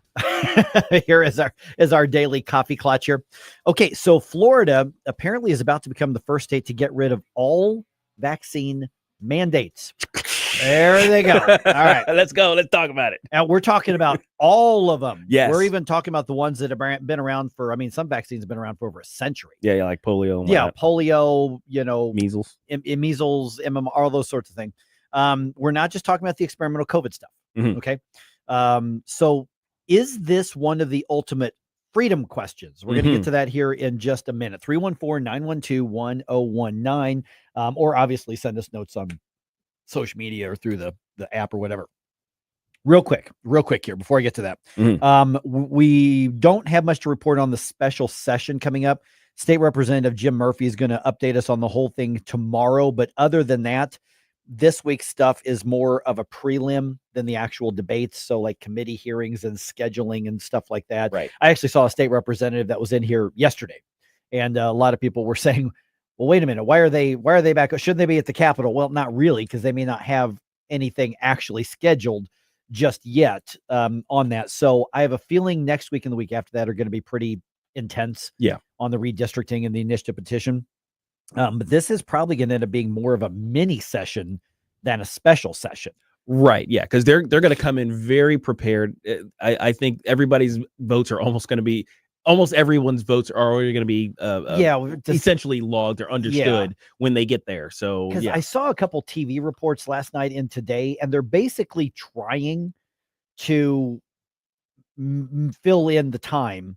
I saw one report from one of the local TV stations, and the reporter, there's what's called a stand-up in TV reports. That's where the reporter's actually on screen and just narrating and, sometimes pointing at what's behind him and stuff. That's called a stand-up. Because they're literally standing. Right. It's supposed to be a very short part of the overall package. Sure. This one reporter, she had nothing to report on. Oh, boy. So she did like 8 stand-ups. It's going to happen in this room. And then she cuts to herself, and then this is going to happen in this room. Oh boy! And then she's on the house, she goes, and then they can do it. I'm like, you have nothing to report, but nothing. I get it. Yeah, they told her you got to fill 2 minutes somehow. You got to walk. So she basically took us on a tour of the building. Basically, is what that was. So anyway, so that's why we're not super hot and heavy on this today, because there's just not that much to report. Nothing to say. Maybe something will happen later today, but we'll see. We'll see on that. All right, 7:23 right now. Okay, this is interesting. Florida officials announcing yesterday that they are planning to eliminate all vaccine mandates in the state. As in, we're not talking just COVID. Right. We're talking everything. Right. So, because I think most people have gone through this, especially, if you had kids recently in the school system, you've got the thing. You got to. There's a list of things that you're supposed to do before they get to school. So you get their physical, and especially if they're going to join sports, you got there's a step up on the things that they're going to test for in the physical, and then you get your vaccinations. You bring all that paperwork, you stuff it in an envelope, I guess, and send it off to the school. The school system says, okay, you're good and registered. You're all ready to go for the first day of school, and it's been that way for generations. Like you and I went through that. We're the only oldest ones in the room. We went through the same thing. I remember getting the little jab, and it's like, okay, it's school time. So you get the jab, you get the little exam, and you go to school. A checklist card that we had that you had to. And if somebody said like, where are my kids, vaccine? I don't know. Who knows? They're adults now. They, right. But that is what Florida's saying. Yeah, you don't need that. Right. So here's Florida Surgeon General, Dr. Joseph Ladapo, who's actually been on this show. Remember, he was on years ago.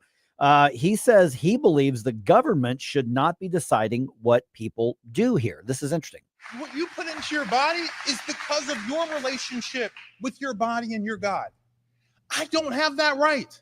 Government does not have that right. Okay, so Florida's what their rules they're going to, which are basically no rules, that conflicts with the health department in every other 49 of the other states. Yes, and with obviously the national associations and things like that. So for the sake of this discussion here at today's Coffee Clutch, guys, let's take the COVID stuff off the table. Okay, yeah. So we're not talking mRNA vaccines. We're not talking the COVID vaccine specifically. Let's talk about the stuff that's been around for 50, 60, 70, 80, 90, 100 years. The stuff like you said, polio, MMR, measles, mumps, and rubella. Rubella stuff. I mean, all of those things. Tetanus. Right. What Florida is now going to is to say, in basically the concept of it's your freedom to decide whether or not you want to take that risk or not. We are not going to allow any, at least when it comes to government. Right. We're not going to allow any mandates on this. Now, my understanding is that there can be private medical practices that say, no, we want the people that we hire to have these vaccines or whatever the case is. Right. But we're talking about from a governmental perspective. So we're talking Right. about schools, we're talking about public property, we're talking about all that sort of stuff. If you're a restaurant, you could require vaccinations of your. Well, I maybe. mean, even that's been challenged because that was the COVID stuff, was the COVID yeah. ID. Mhm. But when you look at a long time, he's saying is that this isn't about the vaccines. They're not outlawing the vaccines. If you want to get a vaccine, you can get the vaccine. He's saying that government will not have anything on the books that require anybody to have a vaccine. I think that's the right decision. And What do you? Okay. Well, so and this might not be the strongest case for this, but let's look at the polio vaccine, which we can all acknowledge pretty much eradicated the disease domestically, right? In other parts of the world, there are countries where the polio vaccine actually contributes to more cases of polio each year because of the virus that they use it's a specific type of like nasal something or other. But it's called, again, vaccine-derived polio, and it causes more than the actual wild virus itself. So the argument could be, well, that's just in those countries, it's a defective vaccine. But if it's mandated, you are now exposing people to a potentially faulty and I don't trust the way that our regulations are set up to actually protect us from guaranteeing that no faulty anything would happen. Versus, for me personally, I'm not COVID jabbed. I rejected that entirely. I face social consequences. So did Gabe over here. here. You're a fellow pureblood. Yep. Pure bloods rise up. But anyways, but I'm so glad the black guy said that. Can I just I get to ride his coattails. Yeah. But that's how that works. Yeah. But no, so I caught eventually I was exposed to it by somebody that was double vaxxed, double boosted. And I had a couple of the comorbidities that put me at a higher risk of something severely. I didn't even know I had COVID until I was taking care of her because I thought she was going to die. Again, double vaxxed, double boosted.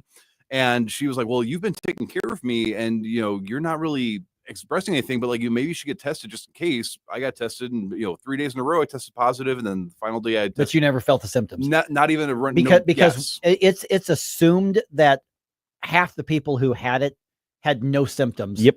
And so if you didn't get the test, you would not have known you were quote unquote sick.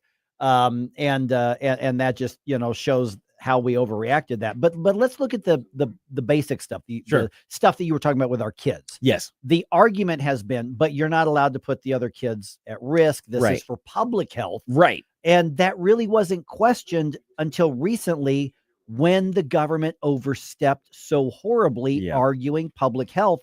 Because remember, they tried to make that argument saying, well, it's just like, measles or whatever. We now have this, therefore we can require you to do it. It's for your own good. Right. And Florida is now rejecting that and saying it's your choice. If you want to take the risk, it's your choice. Right. Are they right in saying that? Yeah. And to me, there are two arguments at play. There's one is the freedom argument, which I think is an easy argument to make. It's like, why? That's what they're making. And the government is like, well, why does the government get to tell me what to inject into my body? That's a very invasive sort of government play right there. And then of course there is the public health aspect of it, because the government does have the purview of regulating the way we behave with how we express our freedoms when we kind of interact with one another. I can swing my fist so long as I don't hit somebody else in the face, right? That's the concept. And the idea of everyone enjoying a certain public accommodation means that, okay, well, we have to have some regulations on it, like the roads, right? It's a public accommodation. You have the freedom of movement.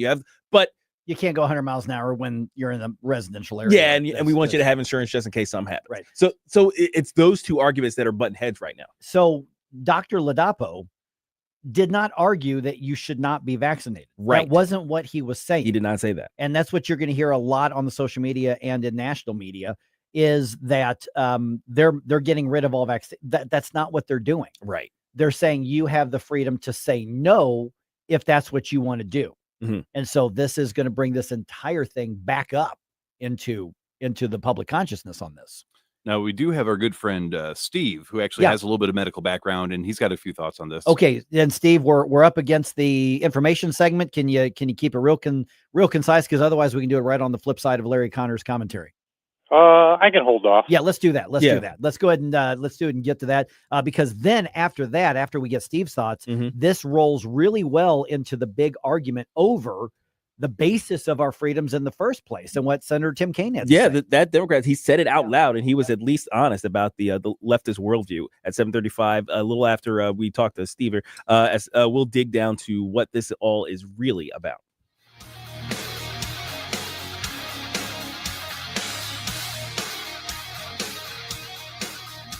From the Michaels Flooring Outlet Weather Center. Some welcome pockets of rain overnight, but it's a quick drying trend through the morning as skies clear into the midday hours. Just gorgeous this afternoon. Up to 75, north breeze at 3 to 8 miles per hour. Turns out of the west this afternoon and eventually out of the south this evening. Just a few clouds tonight, down to 62 for the overnight low. Another cold front rolling through Friday, bringing scattered showers and a lot of clouds along with it. Even cooler tomorrow with a high of only 72.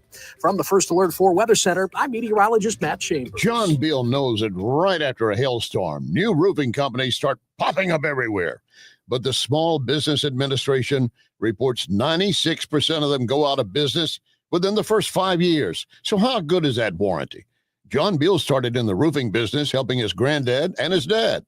Always offering the best roof, best price, best guarantee. John Beal Roofing, not some fly-by-the-night operation. Call my friend John, 1-800-NEW-ROOF, 1-800-NEW-ROOF. Larry Connor's Commentary, brought to you by Vincent's Jewelers, offering a wide selection of jewelry, including lab-grown diamonds, affordable earrings, bracelets, necklaces, and rings, up to 75% off their natural counterparts. Visit VincentsJewelers.com. This is Larry Connor's Commentary on News Talk STL. Question, are we coming to an end of the woke culture? Clearly under the Trump administration, we're seeing woke cut from our military and federal offices, but is woke dead or just sleeping? Is the Cracker Barrel story the latest example of how the woke warriors are losing their grip? The Cracker Barrel CEO insisted, we know what we're doing by changing the logo. We're going to stick with it. Now she's saying, well, we heard the complaints of the customers, so we're going back to the old logo and theme. She has to say that, because the company in a matter of days saw the stock drop 10%, losing almost $150 million in value. That makeover was really a sneaky way to push LGBTQ and DEI into Cracker Barrel. The company thought the customers aren't smart enough to see what we're doing. They're busy eating chicken fried steak and cornbread. Well, now the CEO is trying to hold on to her job. In my opinion, she's out. Oh, and by the way, don't let the Cracker Barrel door hit you on the butt as you leave. Get more Larry Connors on Larry Connors USA. Tonight at 6 on News Talk STL. Columbo here for my friends at Bluff City Outdoors in Alton. The knowledgeable staff at Bluff City has served the St. Louis outdoor community for decades, and they can take care of all your bow hunting needs, all your trapping needs, all your fishing needs, and more. Plus, while you're there, you can schedule a trip with a local fishing guide and shoot in their archery range. Bluff City Outdoors is open 7 days a week, 1 mile east of Fast Eddie's at 2813 East Broadway in Alton. Follow them on Facebook and at BluffCityOutdoors.com. Located in the heart of St. Charles, Kevin's Guns is your family-owned destination for all things firearms. Whether you're a collector, hunter, or military enthusiast, we have it or can get it for you. From new to used rifles and handguns in every style and caliber, our friendly and knowledgeable staff is here to help educate you and ensure you make the perfect choice for your needs. Buy, sell, or browse our incredible selection at kevinsguns.net or call 636-493-1195. Kevin's Guns, where gun enthusiasts come home. Hey, Jamie Allman here for my good friend Harry Parker and the ultimate seafood dining experience at Gulf Shores, GulfShoresRestaurantandGrill.com. Gulf Shores offering a unique dining experience with a vast, mouth-watering menu of all of your favorite delicious dishes, something for everyone's taste or palate. 3 convenient locations, Edwardville, Creve Coeur, and St. Peter's. Dine in, carry out. They've got a food truck, too. Friendly staff looking forward to seeing you, making your dining experience one you will remember. Gulf Shores, restaurantandgrill.com. The news and talk. Our local police department will not ever cooperate with ICE. That matters to St. Louis. More files in the Russia collusion hoax are expected to be released. This is 1019 and 94.1 News Talk STL.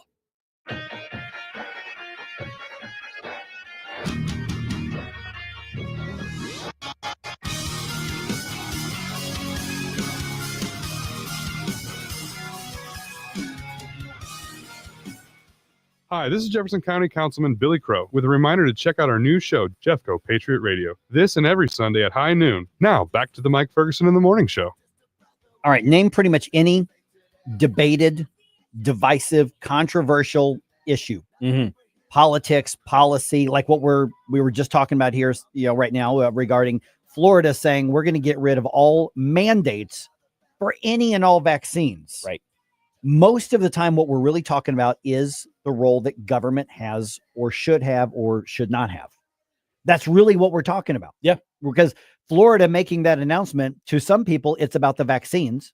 Right. And public health. Other people, it's about the role of government and your personal freedom. On Rumble, Allison says no medication nor medical procedure should be mandated by the government. And we did have another comment. What was that one? Because it was just the opposite here. What was the other comment? So one of our I think it was on Facebook. Yeah, right? one of our friends on the Dem side is asking, potentially facetiously, is this the freedom to spread measles throughout your community? Well, that's essentially it. I mean, spread it or, just have the right to get it yourself and exist then you've with got, it. Right. Exist. So, yeah, I mean, the short answer is, kind of. Yeah, kind of. I wouldn't argue it's the freedom to Yeah. spread it because, Gabe was mentioning during the break, if you go up to somebody and you spit on them or you sneeze in their face intentionally, on purpose, that's assault. That's assault. Could be, yeah, it could be. Mhm. I mean, good luck finding a cop ready to arrest Well, somebody for yeah, that, but, yeah. But yeah, if you spit on a cop, he's going to arrest Oh, you. yeah, yeah. So yeah, if you Just take saying. your kid and you know that they're sick with measles and you bring them to school with the intent purpose of spreading measles, I don't think that's kind of the argument I'm saying that I'm seeing from people. I think that the better argument is kind of what Elson was saying, where you should not be forced to do medical things by the government that you are not comfortable doing for the safety of somebody else that may not Now, also understand. I want to get Steve's take on this here in just a second here, but you remember back in the day, believe it or not, you probably aren't going to believe this, but there were what was called chickenpox parties. I had one of those. Oh, yeah. So it was like, it's starting to go around, get all the kids together. All the kids in the neighborhood. Yeah. Share all the the kids from the same just school. get them all sick and get it over Have with. a slumber party. Everybody stays with close contact. Knowing that's what was going to happen. And that's actually one of the ways we dealt with some of these things back then. Our mindset is 180 degrees different. All right, Steve, thanks for hanging on so long. What do you think? Hey guys, and actually this has been a contentious debate within the libertarian community. It was actually a major a feature on an issue of Reason magazine during COVID. So there's two sides, even with the libertarians, on this. But a couple of thoughts on this. I think this could have been done better on a more selective basis. When I was a child in the 50s and 60s, when I went to school, there were literally two vaccines we were given: smallpox and polio. Polio vaccine, not quite 100 years, came out during the late 50s, early 60s. So I think probably when Jerome was younger, maybe he had 10 shots. Kids today now, by the time they're entering kindergarten or first grade, they've had over 50 different injections. Wow. So we're looking at a couple of things here. The sheer volume of the assault on the immune system that each one of these does and what its impact is has really never been truly studied. They study one vaccine by itself for approval. They do not study, just like with drugs, they don't study how that drug or how that vaccine interacts with the other chemicals that are already in the body or that are be given at the same time. I'll also state with regard to that, in terms of selectivity, why is an infant, within a day or two after being born, being given a hepatitis vaccine for a disease which is spread by unprotected sex and by drug needle use, not using clean needles, community needles? That's just astounding that they would even state that. Now, I did hear one defense the other day, which was ridiculous, by a Democratic politician. It was like, what if that woman the mother was a drug user, had hepatitis? Okay, well, they test for that in the hospital. They know that, or they can interview the women. They don't need to put this on every single suburban and urban mother just because one out of 1,000 might have been exposed to the hepatitis virus by their mother. I mean, some of their arguments are just so ludicrous. Well, dangerous freedom's a real thing, Steve. Yeah. And I think also, last comment here is, I think a lot of these vaccines are approved for corporate health rather than public health. The COVID vaccine was certainly right at the top of that list. That was all about money. I read the data and all the information on that, and I decided it wasn't something I wanted to expose myself to. Yeah. Just based on the studies are faulty, many are fraudulent today. There's a serious problem within the scientific community that isn't well acknowledged. It's acknowledged once in a while in the journals, but these clinical journals and the articles are up to 50% by some estimates are fraudulent or faulty. Yeah. They can't, just because something's published in a scientific journal doesn't mean it's real. Yeah, there's a lot of sponsorship there. Steve, thanks so much for being on the program. So basically two things on here. One is we're talking about the rights of individual health versus the public policy of public health. Right. And that's where a lot of those are actually the two competing sort of visions, right? Yep. And secondly, Steve mentioned there's even, a lot of debate within the libertarian community, which I completely agree and believe, because you find any three libertarians and they're going to disagree with all five. Yeah. I was gonna say they're going to find something to argue about. Five opinions. Yes. All three of those libertarians will disagree with all five opinions being presented. It's just the way that it goes. Okay, so let's roll this into that much bigger picture here. So Senator Tim Kaine yesterday in a hearing, and I don't even know what the hearing was on. But what I'm gonna do here is I think I'm gonna play this soundbite from him. Let's react to it, and then let's really get into it at 7:50 here, guys. Yes, because this is the foundation. Not even just the vaccine thing. You could call it guns. You could call it, you could call it free speech. You could call it anything. Go down the Bill of Rights, whatever it is. Yep. And Senator Tim Kaine said something that I think articulates the difference in worldview, because it has to do with the basis of our rights and freedoms. Here's the clip of what he said. The notion that rights don't come from laws and don't come from the government, but come from the creator, that's what the Iranian government believes. So the statement that our rights do not come from our laws or our governments is extremely troubling. Okay, first of all, in Iran, you don't have rights. No. So that it's a faulty thing. But let's talk about the rest of this here. Let's set this up for 750. 314-912-1019 is basically what he's arguing is that rights are not natural. They are not inherent. Right. They are only granted by the grace of government. And that, I think, is the difference between those of us on the right and those on the left. And typically on the left, and I'm not saying this as an insult, I'm saying this as an observation, believe that rights are bestowed by government. Right. And that we don't naturally have them, that government is the arbiter of which rights we're allowed to have and not allowed to have. And that's good because government is, I'm going to say this as an insult. Government is essentially a God. Yes. Yeah, absolutely. I think that's a very clear distinction between those two visions.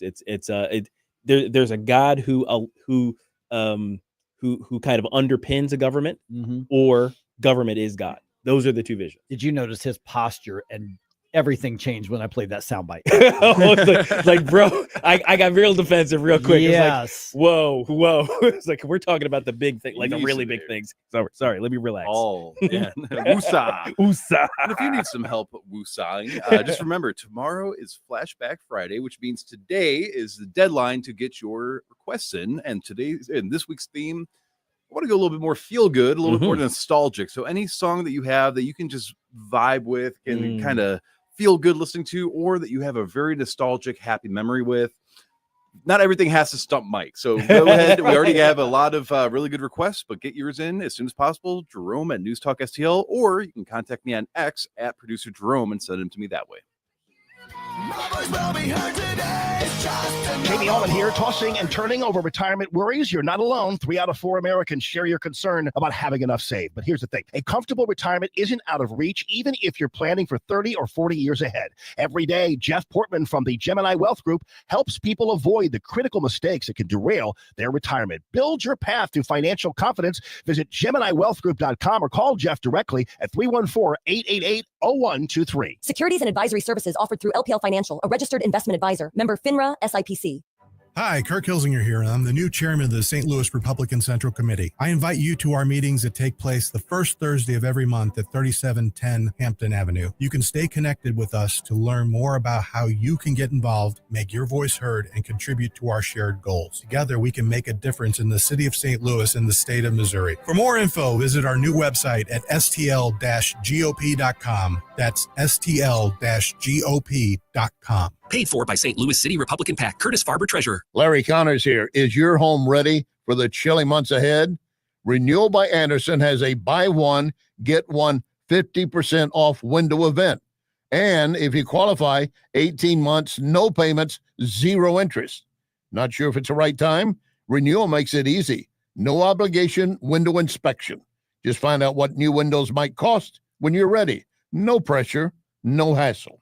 And remember, no one but Renewal by Andersen can offer Fibrex, the proprietary window frame material, 200% stronger than vinyl. Means durability, efficiency, beauty that lasts every season. What are you waiting for? Call 877-WINDOWS or visit rbastl.com and get your consultation. Renewal by Andersen, superior products, exceptional service.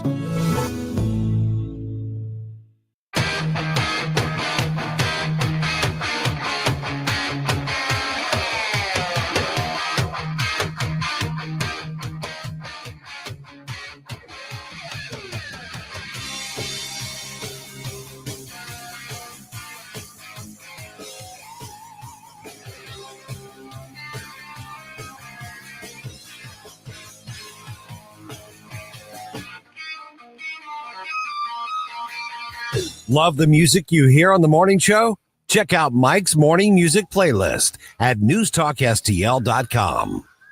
Yeah, I just want to see that reaction out of Gabe again, so I'm going to play that soundbite Oh, again. jeez. Because this is the big question. So in today's basically our coffee clutch here today. Just hanging around. We're just hanging around. 314-912-1019. Tim Kaine, Senator Tim Kaine, former Democratic nominee for Vice President of the United States. Oh, yeah. Wow. He was Hillary's running mate. He was close. Senator for Virginia, former governor of Virginia. Yeah. I think that he did a great job articulating the foundational belief of America's left. And I'm not saying that to be snarky or clever or anything like that. I really think that he did this because you get people who say, well, we're all trying for the same thing. We just have different ways of getting there. That's not true. We have very, very different worldviews, and those worldviews are different based on the foundation of what we believe. Here is what he said in a Senate committee hearing yesterday, just a clip of it. The notion that rights don't come from laws and don't come from the government, but come from the creator, that's what the Iranian government believes. So the statement that our rights do not come from our laws or our governments is extremely troubling. Okay, so first of all, he's just historically and factually inaccurate regarding Iran. Oh yeah. That's a bit of a red herring, sort of disingenuous point he's trying to make there. But let's dissect his reference to Iran. Well, that's what Iranians believe. That's what the Iran government believes, because they believe that your rights come from your creator. Okay. No, they believe that their deity gives them power to not allow rights. Yeah, specifically. Okay, that's a massive different thing here. I have argued before. Let's just, for instance, take the Second Amendment, because you got the left. We're seeing it right now in response to the tragedy in Minnesota. We need more gun control. Governor Walz in Minnesota is apparently about to call a special session just to pass gun control laws. Well, that's democracy. That's what we want. And the argument in Illinois, for instance, is you have some Second Amendment rights. These are the ones we allow. Yes. Okay. maybe I'm extra radical on this particular issue. I have a right to self-defense and to own whatever weapon I want. Yes. Regardless of whether or not there is a Second Amendment. The Second Amendment does not grant me that right. Right. And I know there are people who are, yes, even in Republican circles, who go, what are you talking about? The Second Amendment gives you that right. No, the it doesn't. Second Amendment does not. The Second Amendment acknowledges that the government cannot take that right away from me. There is a very difference, because if you say the Second Amendment gives me that right, or the First Amendment gives me the right to free speech, then you're agreeing with Tim Kaine, who says rights come from government. Right. And that's it's precisely the wrong argument to make in America. And I think this is even more foundational than just, where rights come from, but is the concept of these absolute truths and the existence of a objective moral framework for the universe. The founders believed there is an objective moral framework for the universe. Some of them were deists, so they didn't really believe necessarily that was based in the biblical, the whole, Christian and you biblical don't God. have to be religious, in order to accept my version of this and disagree with Tim Kaine. Right, exactly. So the thing is, having an objective moral framework for the universe means that anybody can have that. You don't have to believe in a God. You don't have to go to church or anything like that to understand and believe that there is an objective moral framework for being a human being on the planet. And we are saying that there are certain rights that naturally come from that objective moral framework and simply exist. And the government has the responsibility to guard those specific rights. And that's why we acknowledge them in the Constitution. Right. That's why we have the concept of our government is built upon the idea that there is a moral natural framework for humans, and we borrow our power out to the government to regulate That all this. rights and freedom are inherent, and it's the burden of proof on government or on the public to argue why any of them should be taken away. Yeah, I think it's a word game, because the idea that we're recognizing a creator of some sort within the fundamentals of our foundational documents is what atheistic people don't like. Yeah, that's and what then, they don't like. So if they think, well, I can attack that, and then the whole argument falls apart, which is a very collectivist thing to do, and that's why I'm anti-democracy, because it allows too many collectivist people to band together and create mob rule. But if you were to exchange creator with by necessity of you existing, if you existing, you have a right inherent to your existence.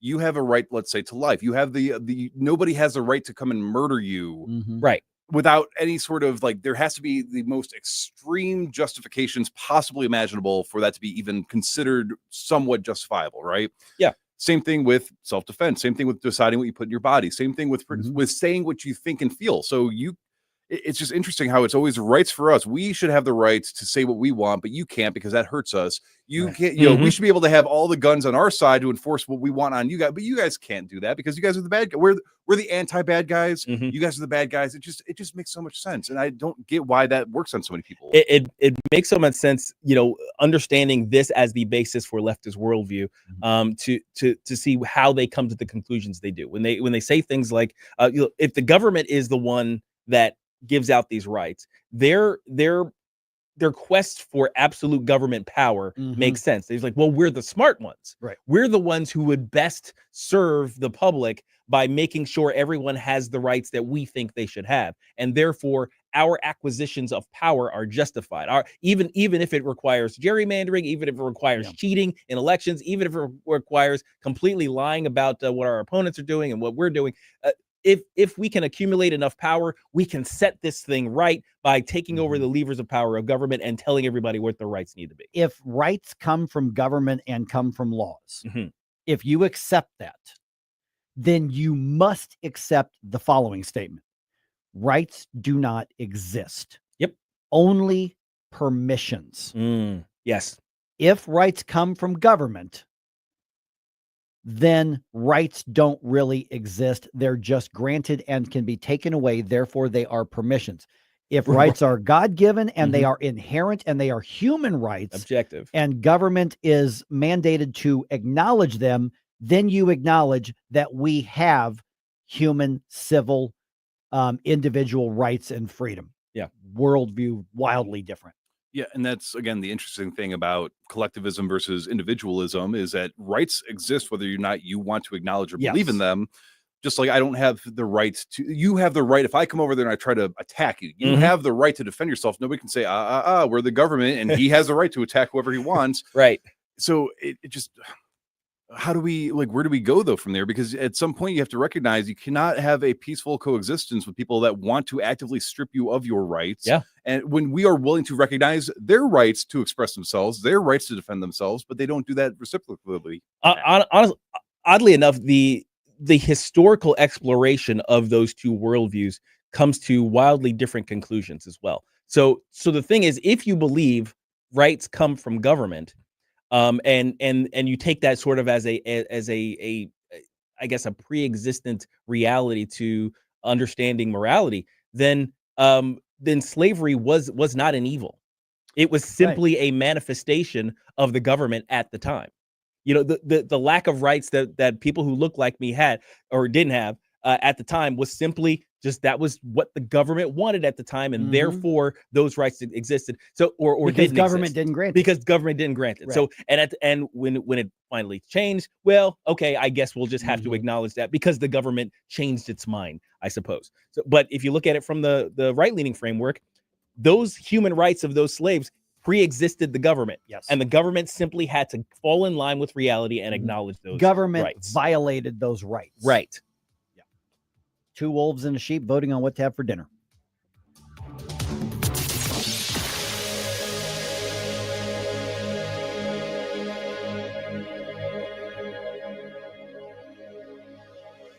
Tony Colombo here for Gutter Pros, your all-in-one gutter service team that brings years of experience and quality that's affordable right to your doorstep. We discovered Gutter Pros a few years ago when we bought our home and inherited a gutter issue that was on the road to becoming a potentially big problem, but thanks to Gutter Pros was stopped before causing any major damage. They've also repaired the siding on our home because along with gutter repair, gutter installation, and leaf protection, the Gutter Pros are also the best for siding repair and installation. Learn about all the ways Gutter Pros can help your home at gutterpros.com. Hey, folks, the Clayton Sleep Institute and my friend Dr. Ojal back supporting free common sense conservative radio. ClaytonSleep.com, treating the full range of adult and pediatric sleep disorders from sleep apnea to insomnia, restless leg syndrome, periodic limb movement, and narcolepsy. What an awesome place. New comfy setting for the sleep lab. ClaytonSleep.com, 314-645-5855. Better sleep, better life. Connor Roofing, you can count on Connor. Connor Roofing is now a two-time winner of the National Best of the Best Award for customer satisfaction for roofing, storm damage restoration, siding, gutters, both residential and commercial. Please visit ConnorRoofing.com for an estimate. And remember, you can count on Connor. Join Aaron Parlow every Sunday night at 9 on News Talk STL for Shall Not Be Infringed, your voice for Second Amendment rights and firearms education. Brought to you by DG Firearms, Kevin's Guns, Osage County Guns, and Full Circle Reloading and Firearms. Tim Jones here for Comprehensive Chiropractic in Eureka, the premier chiropractic and sports performance facility in the region. They've helped me recover from day-to-day aches and pains for years. And here's something special, personal training programs. Whether you're an athlete committed to increasing performance, recovering from an injury, or just want to get healthier and lose weight, their personal training programs will help you reach your goals and stay there. Comprehensive Chiropractic in Eureka, online at cchiropractic.com. That's cchiropractic.com. KLGY HD3 Clayton, K270BW Bellefonte, KNBS Bowling Green. This is News Talk STL at 1019, 94.1, and always streaming at newstalkstl.com. Breaking news this hour from Town Hall. I'm Rich Thomason.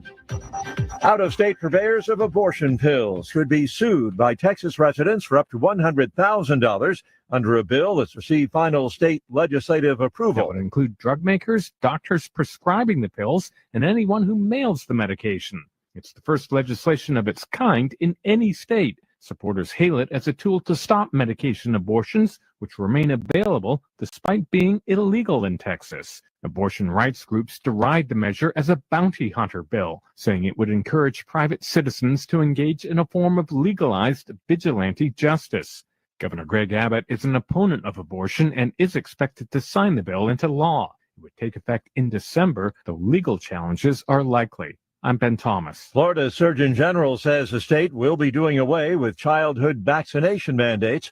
Unemployment filings rose 8,000 last week from the week before to 237,000.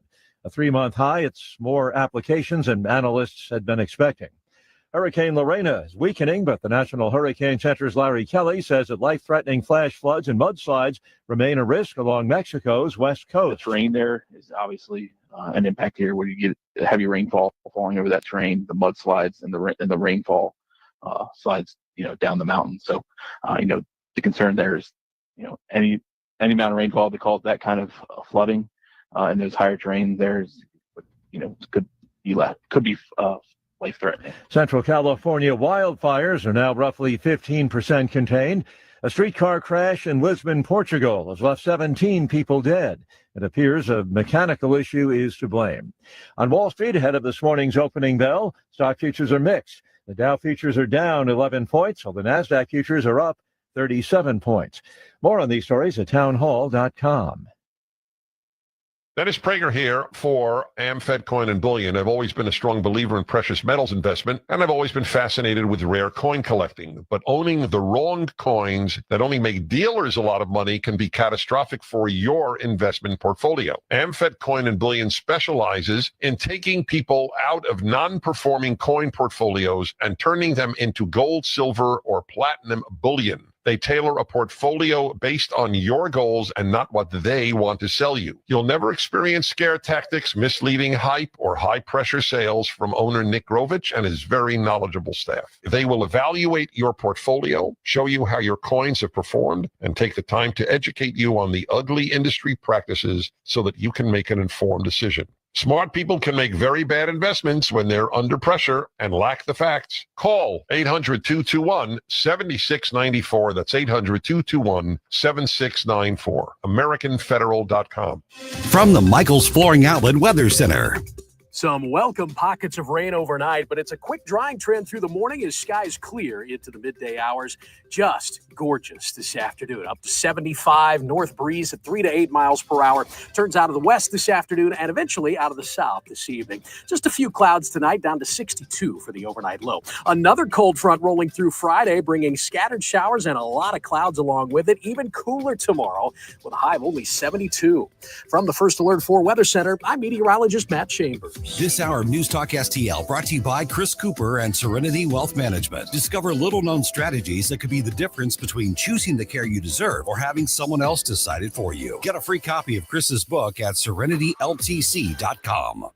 Looking for family fun that's different? Rev up your weekend at AAA Motor Speedway in Owensville, Missouri. We're Missouri's second largest asphalt go-kart track, offering thrilling racing and safe family entertainment for all ages and skill levels. Experience the rush as you navigate every curve and straightaway. Private events available. Create memories that last a lifetime at AAA Motor Speedway. Thank you to all of our veterans for your military service. We salute you.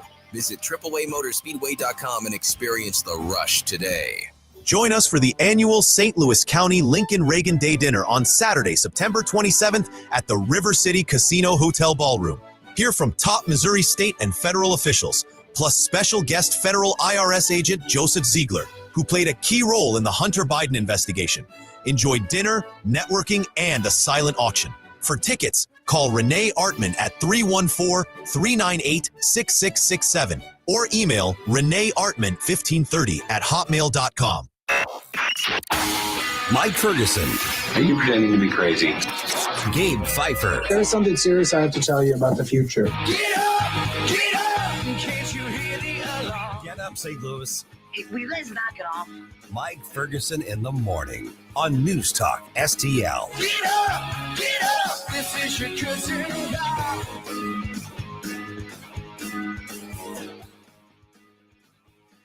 All right.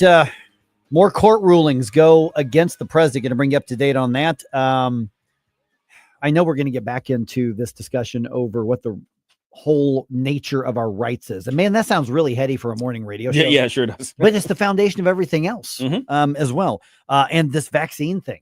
Oh, yeah. Wow. Yeah. Well, and that's on some level kind of an outgrowth of the discussion of where rights come from and then what government's role is in guarding those rights. Yeah, because there are a couple of levels now, state and federal, where the entire vaccine and medical freedom argument is now being debated, and it's really got people's hair on fire.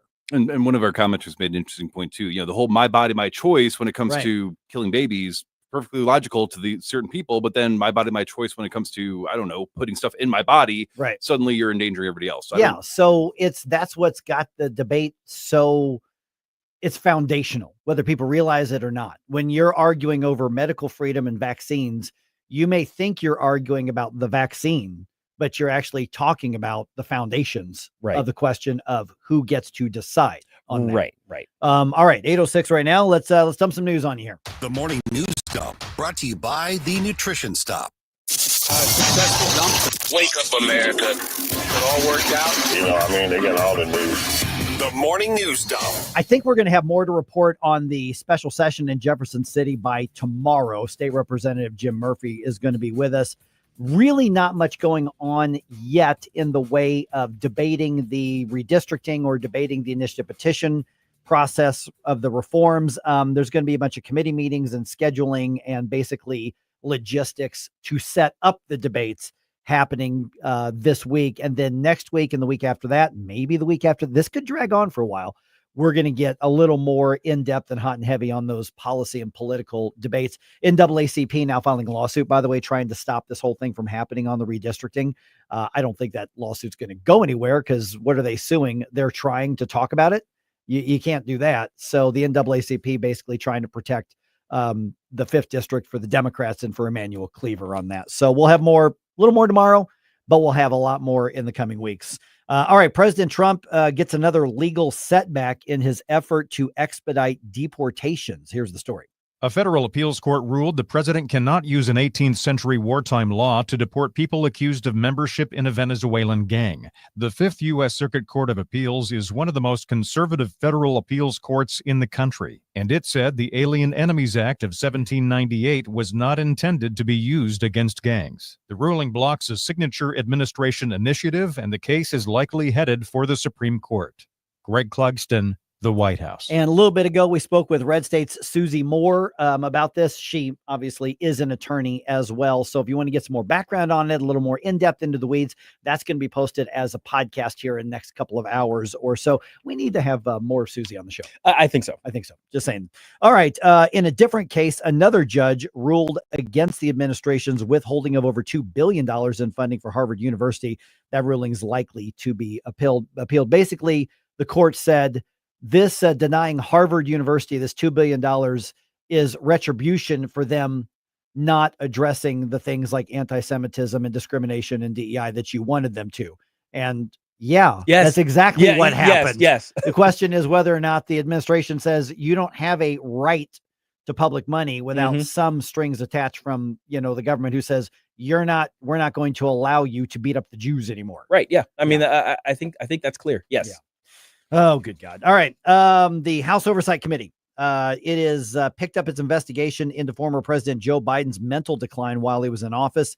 Former White House Deputy Assistant Andrew Bates is going to be interviewed tomorrow. Former White House Press Secretary Karine Jean-Pierre and former White House Chief of Staff Jeff Zients set to testify later this month.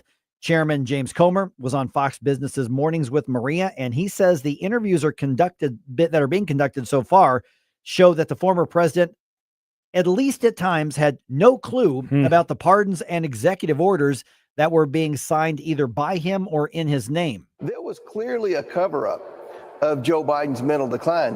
What we're trying to get down to is the specific instances when Joe Biden's signature was used on the audit pen. Okay, so the Joe Biden camp has responded by saying, huh? You're not wrong. What? Stop talking. So I don't know. They're arguing that no, they just don't like how popular our agenda was. It's all political. Oh, really? It's popular, eh? Well, the interesting thing about the whole Biden administration is he always talked to. He's like, "Who's president? I want to have a word with him." It's like you're supposed to be. That's you, sir. I mean, are you? At some point, do you think we should have just let him walk off into the Amazon? I mean, just like, why didn't we go get him? That's a good question. I'm just going to point that out. All right. Okay. So maybe because then we'd have Kamala. Right. Yes, true. The bipartisan effort to force the release of all documents related to Jeffrey Epstein, minus the identities of victims who don't want to be identified, that is moving with lawmakers. They are still gathering petitions on that, what's called a discharge petition. And that would require a House vote on the matter and put everybody on record for this. So at a news conference on Capitol Hill with lawmakers and other victims, Epstein accuser Haley Robson was asked by a reporter to respond to President Trump referring to the whole Epstein thing as a hoax. Mr. President Donald J. Trump, I am a registered Republican. Not that that matters because this is not political. However, I cordially invite you to the Capitol to meet me in person so you can understand this is not a hoax. Okay, Congressman Thomas Massey and Congressman Ro Khanna are the ones behind the discharge petition. There's a lot of pushback from Republican leadership and from the White House. They're saying the House Oversight Committee has already released 33,000 pages. Massey is pointing out many of those are heavily redacted, if not completely redacted, and most of them were already available in the public domain. So there really wasn't a lot of new information. This would, if passed, require everything to be released, minus the names of the victims, right? If they don't want to be identified. Yeah. See, here's the thing: you can release all the documents you want, but if the information is not what we want, we're going to still harp on this thing. Yeah. So there's going to be a lot to cover on that here. Okay, we're about a month now into the Boeing strike, and it appears there's been little, maybe no progress towards an agreement. No movement. At this point, there is not even an announcement of another meeting being planned. Maybe there's something behind the scenes, but there's no official meeting that we know of. About 3,200 workers on both sides of the river walked off the job after rejecting the company's offer, which would have raised pay 8% in the first year of the contract and would have raised pay about 20% over 4 years. And they'd also offered a ratification bonus in addition to the pay raises. And that was not good enough for the union, apparently. Yeah. Okay. A religious freedom bill that's focused on vaccination has been introduced in Congress. Here's the story. The legislation would bar federal funding to any school system in the country that refuses to grant religious exemptions to vaccination requirements. Republican Congressman Greg Steube of Florida introduced the measure, saying, quote, "No student or their family should ever be coerced into sacrificing their faith or jumping through loopholes to comply with a vaccine requirement. The GRACE Act reaffirms our country's commitment to protecting religious freedom." Michael Harrington, SRN News. And at a state level, the state of Florida is now becoming the first state to outlaw all vaccine mandates, at least in public spaces. Yes. Now, so just so our Democratic and lefty friends understand, that doesn't mean he's banning vaccines. Right. Those are not the same thing. Because we had this problem in communication during the whole COVID thing. Yeah. A lot of people were like, "Oh yeah, take the COVID vaccine if you want." It's like, yeah, sure, definitely. Yeah. But we were against the mandate, basically the requirements by the, basically all public accommodations to have the vaccine. Wear a mask and look like a moron if you want. You're allowed to do that. But the mandate is what we objected to. Right. So it's the same thing here. I think Florida. Now this is going to be an interesting study in the petri dish of democracies that we have in our various states. Apt reference. There. Yes, because they are gross. Yeah. But here's the thing.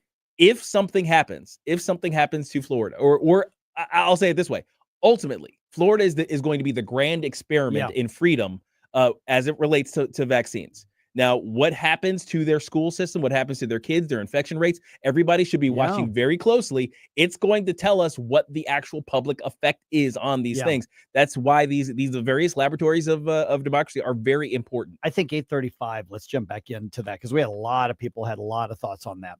All right, Wilson Contreras had a great night. He drove in 4 runs. 4 runs. Also, Nolan Gorman hit a home run. That's all the Cardinals needed. They won 5-1 over the A's Wednesday night. Redbirds actually have a day off today, so no game at Busch Stadium, and they start a series at Busch tomorrow against the San Francisco Giants. Inspiration, you have a soul sewn up, it is no more. And all the ones depart, no destination, making cold my heart to fight your war. Stop right now! From home improvement to replacement, Do-it-yourself electrical projects can be shocking. That's where Grasser Electric can help. They've been lighting up St. Louis for years. From ceiling fans and dimmer switches to repair or replacing your electric. No job is too big or too small for your home or business. Grasser Electric will even install emergency backup generators. So call Grasser Electric today before the sparks start to fly. 636-441-5200 or go to grasserelectric.com. Life's legal challenges deserve experienced representation. For over 15 years, Cole Combs Attorney at Law has been serving St. Charles and surrounding counties with comprehensive legal expertise. From tax preparation and estate planning to family law and criminal defense, Cole delivers personalized solutions for your unique situation. You have traffic tickets, need a business formation, real estate matters, one call will handle it all. Cole O. Combs Attorney at Law. Call 636-949-0010 extension 3 today or visit colecombs-law.com. You've worked hard for your money, so protect it. Meet my friend Bob Leslie and ask about the Gain and Retain Plan. Leslie Consulting, 40 years in the St. Louis area as a leader in brokerage and risk management. Call 314-721-0066, 721-0066. Oh, and ask Bob how he was the LA Dodger #1 pick. LeslieConsulting.com. Jamie Ullman here with the refi and debt consolidation magician, Jordan Rosenblum. Google the bagel loan. Jordan, tell me about it. Well, Jamie, with inflation high, credit card debts all-time highs, let's look at a cash-out refinance on your home. With our bagel loan, we're going to have no title fees. We're going to have no lender fees, no appraisal fees. This will help your overall cash flow mightily. It's the time to do it. Jump on now while you can. We can always refinance when rates drop. Bagel loan all day. 314-442-9570 or Google the bagel loan. NMLS number 226715. Rhino Shield is engineered to outlast paint, formulated to outsmart the elements. Rain or shine, sleet or snow, mold or mildew. Our home exterior coatings intelligently designed to stand up to Mother Nature. Call 877-25-RHINO or 877-25rhino.com. News Talk STL, always streaming on your smart speaker, our mobile app, or newstalkstl.com.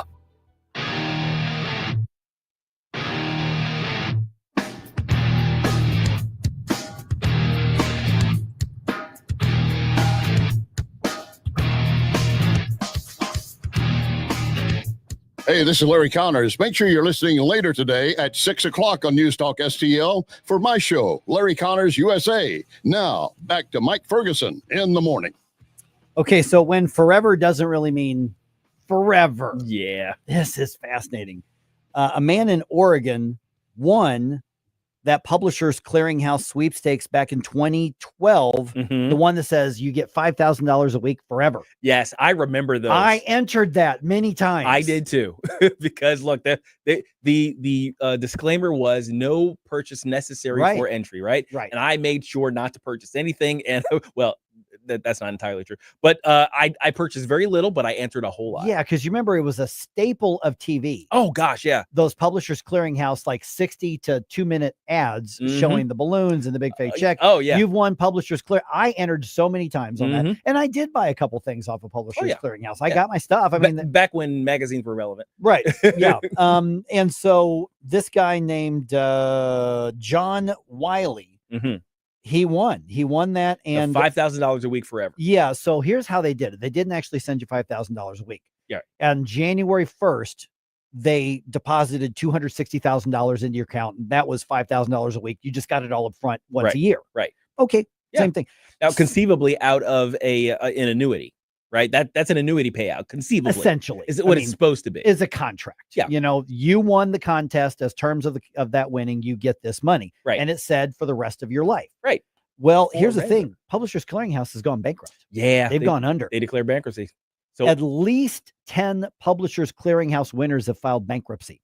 And so local television station was interviewing John Wiley, and here's what he had to say about this. I thought, why didn't they give me a heads up? Hey, we're going on a business, you know? But no, it's like somebody just cut the cord, sold my jet ski, sold my trailer. I had a little bit of money left over, and that's what I'm living on right now. You know, I'm pretty sure I'm going to lose my home. Yeah. So man. Okay. So here's the thing. You give me $260,000, $250,000 a year for 12 years. I guarantee you I can retire and I'll be just fine. Oh yeah. Yeah. Yeah. Yeah, So I'd have that little nest egg, and my nest egg would be paying me out. Yes. Everything I get from Publishers Clearinghouse from then on would be extra. yeah. But boy, it's fun to daydream of what you would do with that money. But if I won something, Mhm. and if I knew that it was going to end in 12 years, but I'm getting that amount of jack Mhm.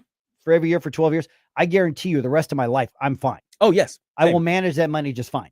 Now, of course, and this is historically true for any big prize winners. Yeah. Be it lottery or Publishing Clearinghouse. Which or lottery something right similar. now is what? $1.7 $1.7 billion.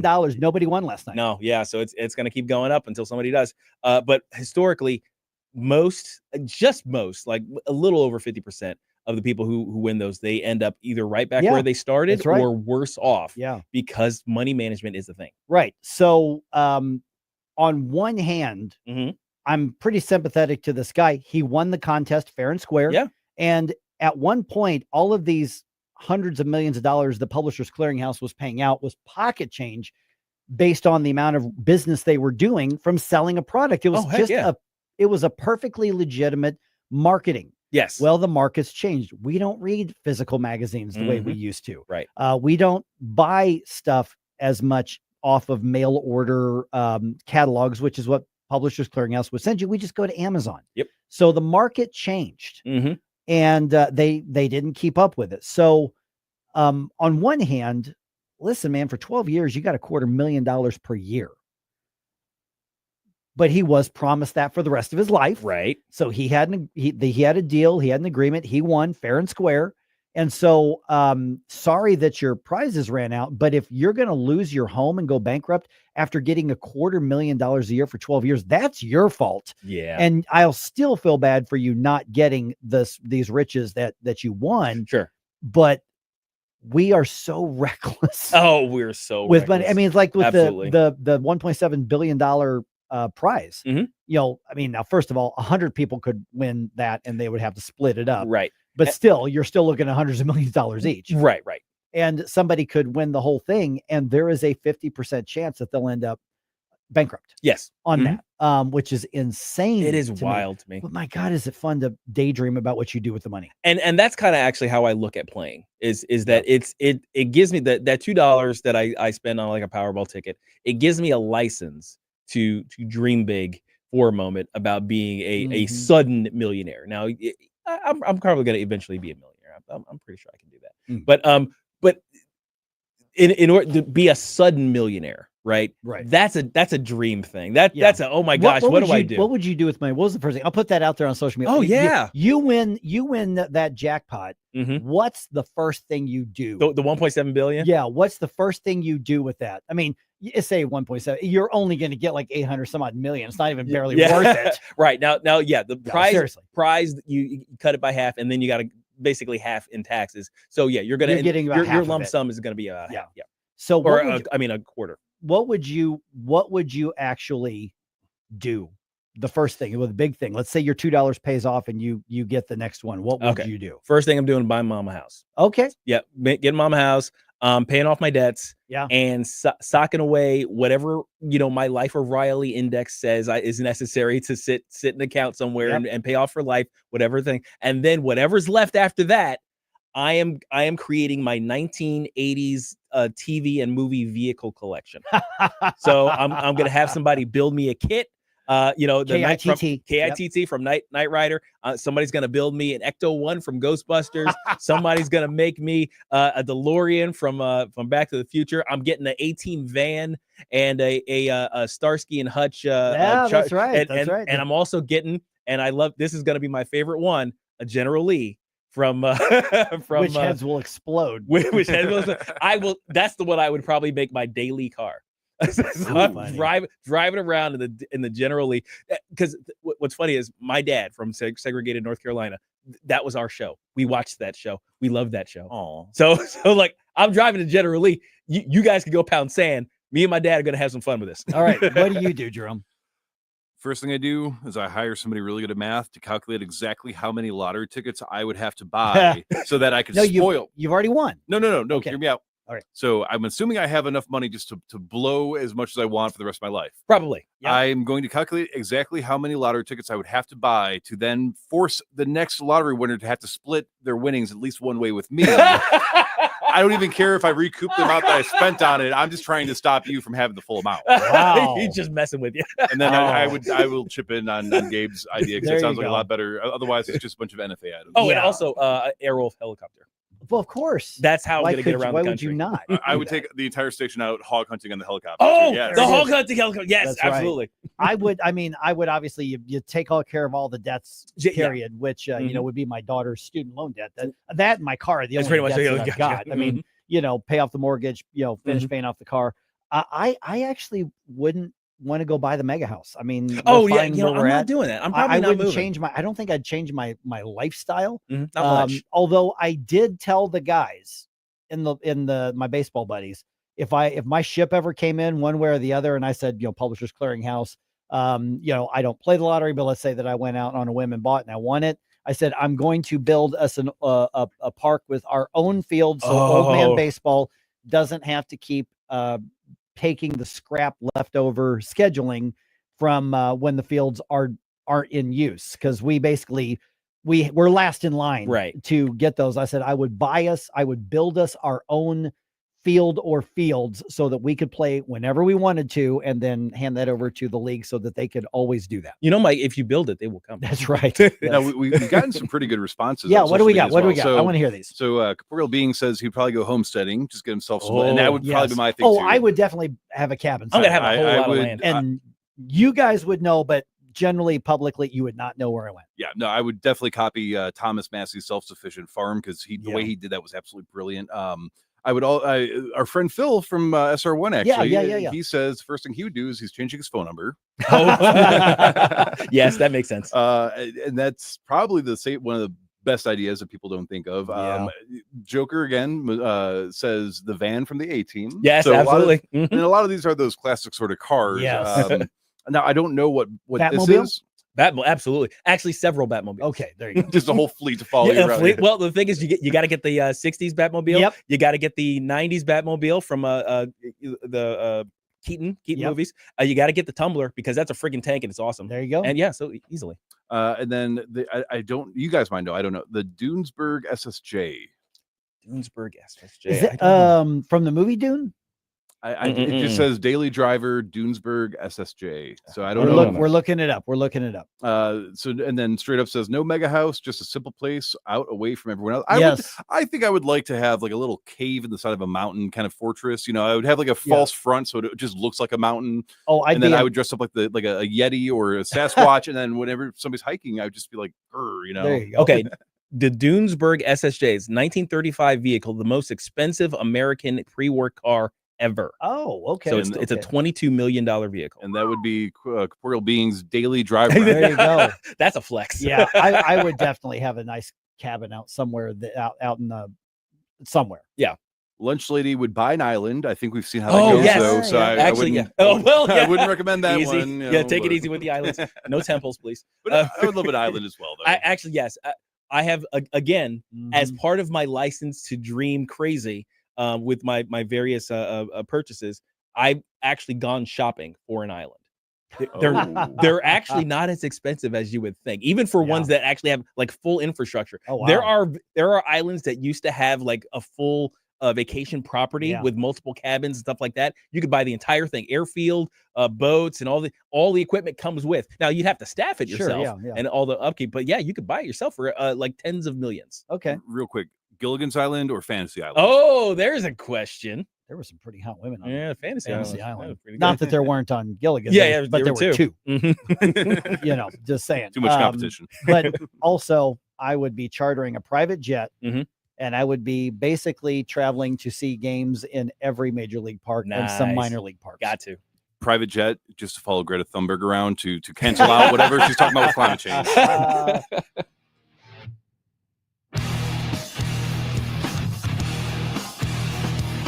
From the Michaels Flooring Outlet Weather Center. Some welcome pockets of rain overnight, but it's a quick drying trend through the morning as skies clear into the midday hours.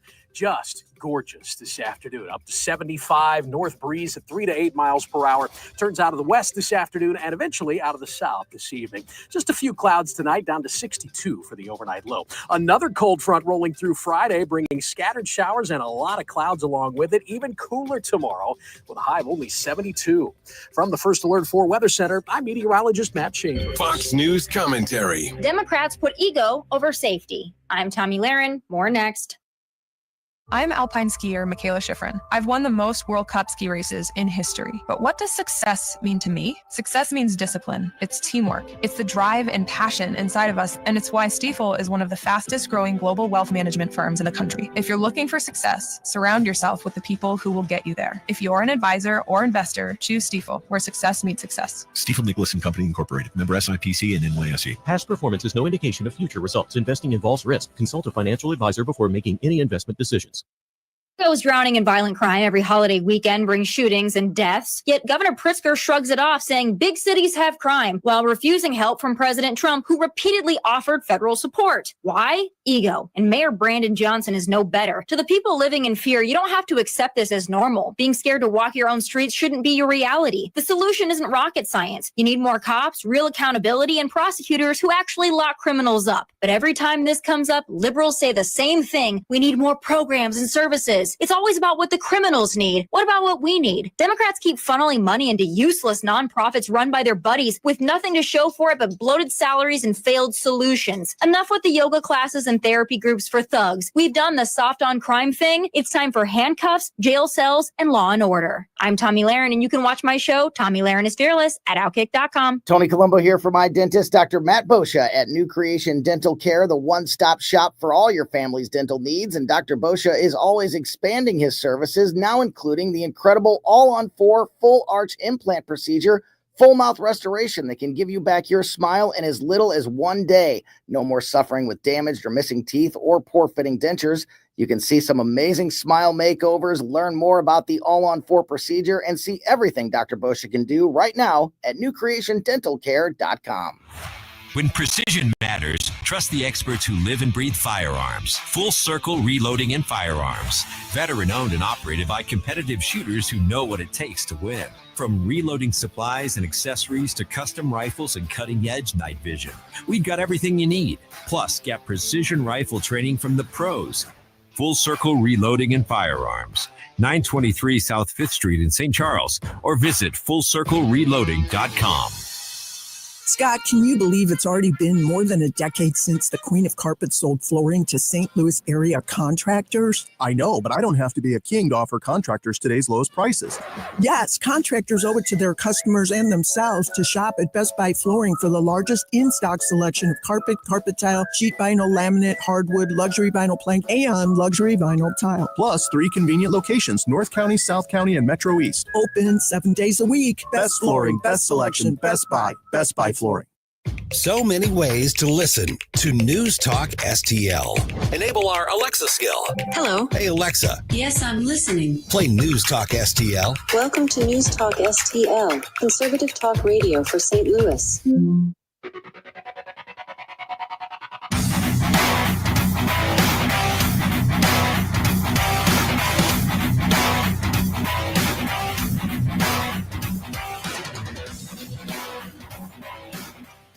Hey folks, Jamie Allman here, waiting for you for the 3 Martini Lunch, the Common Sense Radio, the Allman Report on News Talk STL. Now back to Mike Ferguson in the morning. All right. I want to give everybody a chance to weigh in on this because I mentioned it a little bit ago.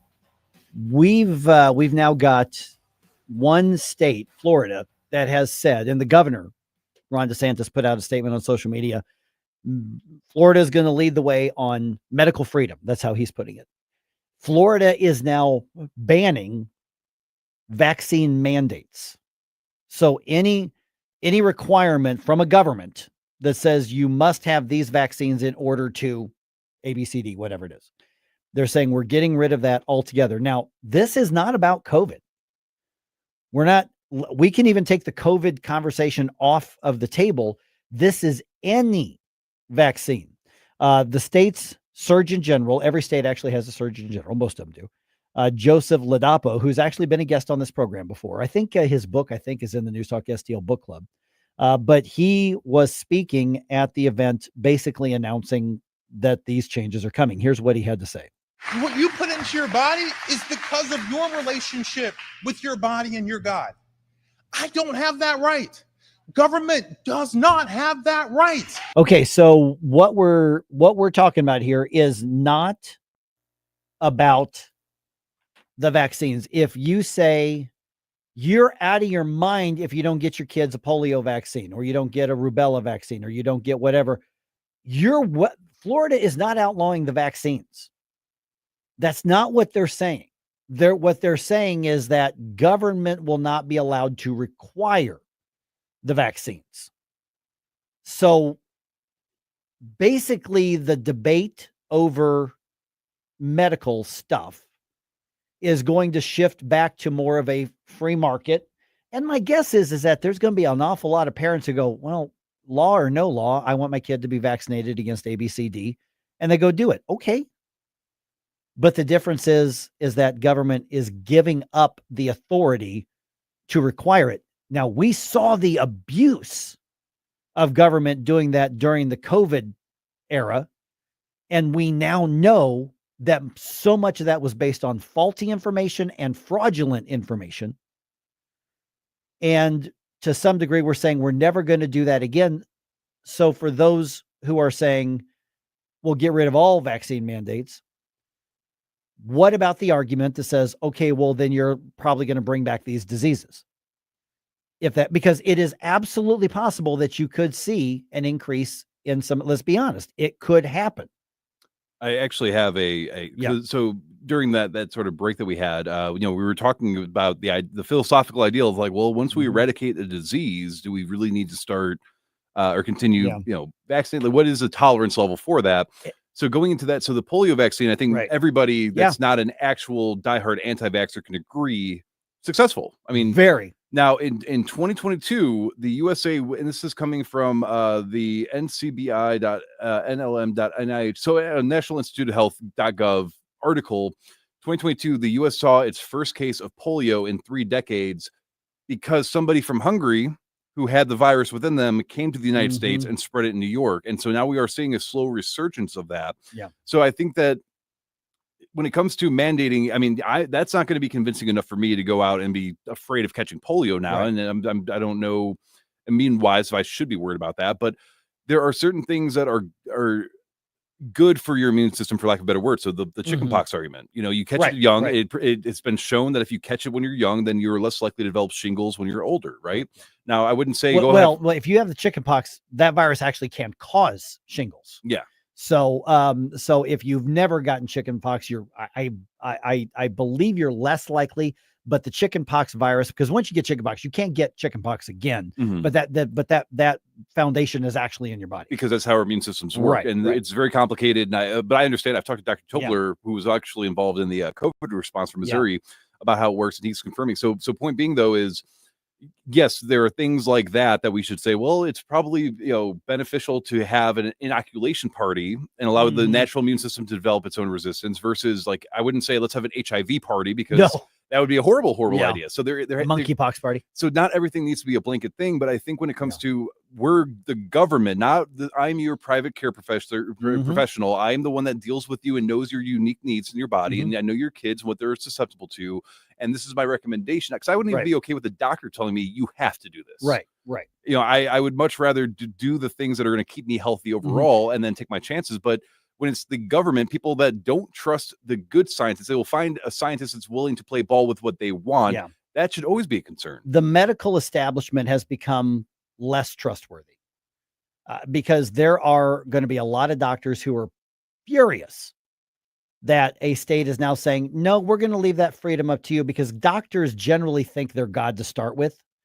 And they have gotten in bed with government, and they have been ordering mandates, and they've been ordering rules and regulations, and don't you dare question us. And we just learned over the last 5 years why we better question all of them, because maybe the doctors are smarter than us, but we also know that some of them lie like a rug.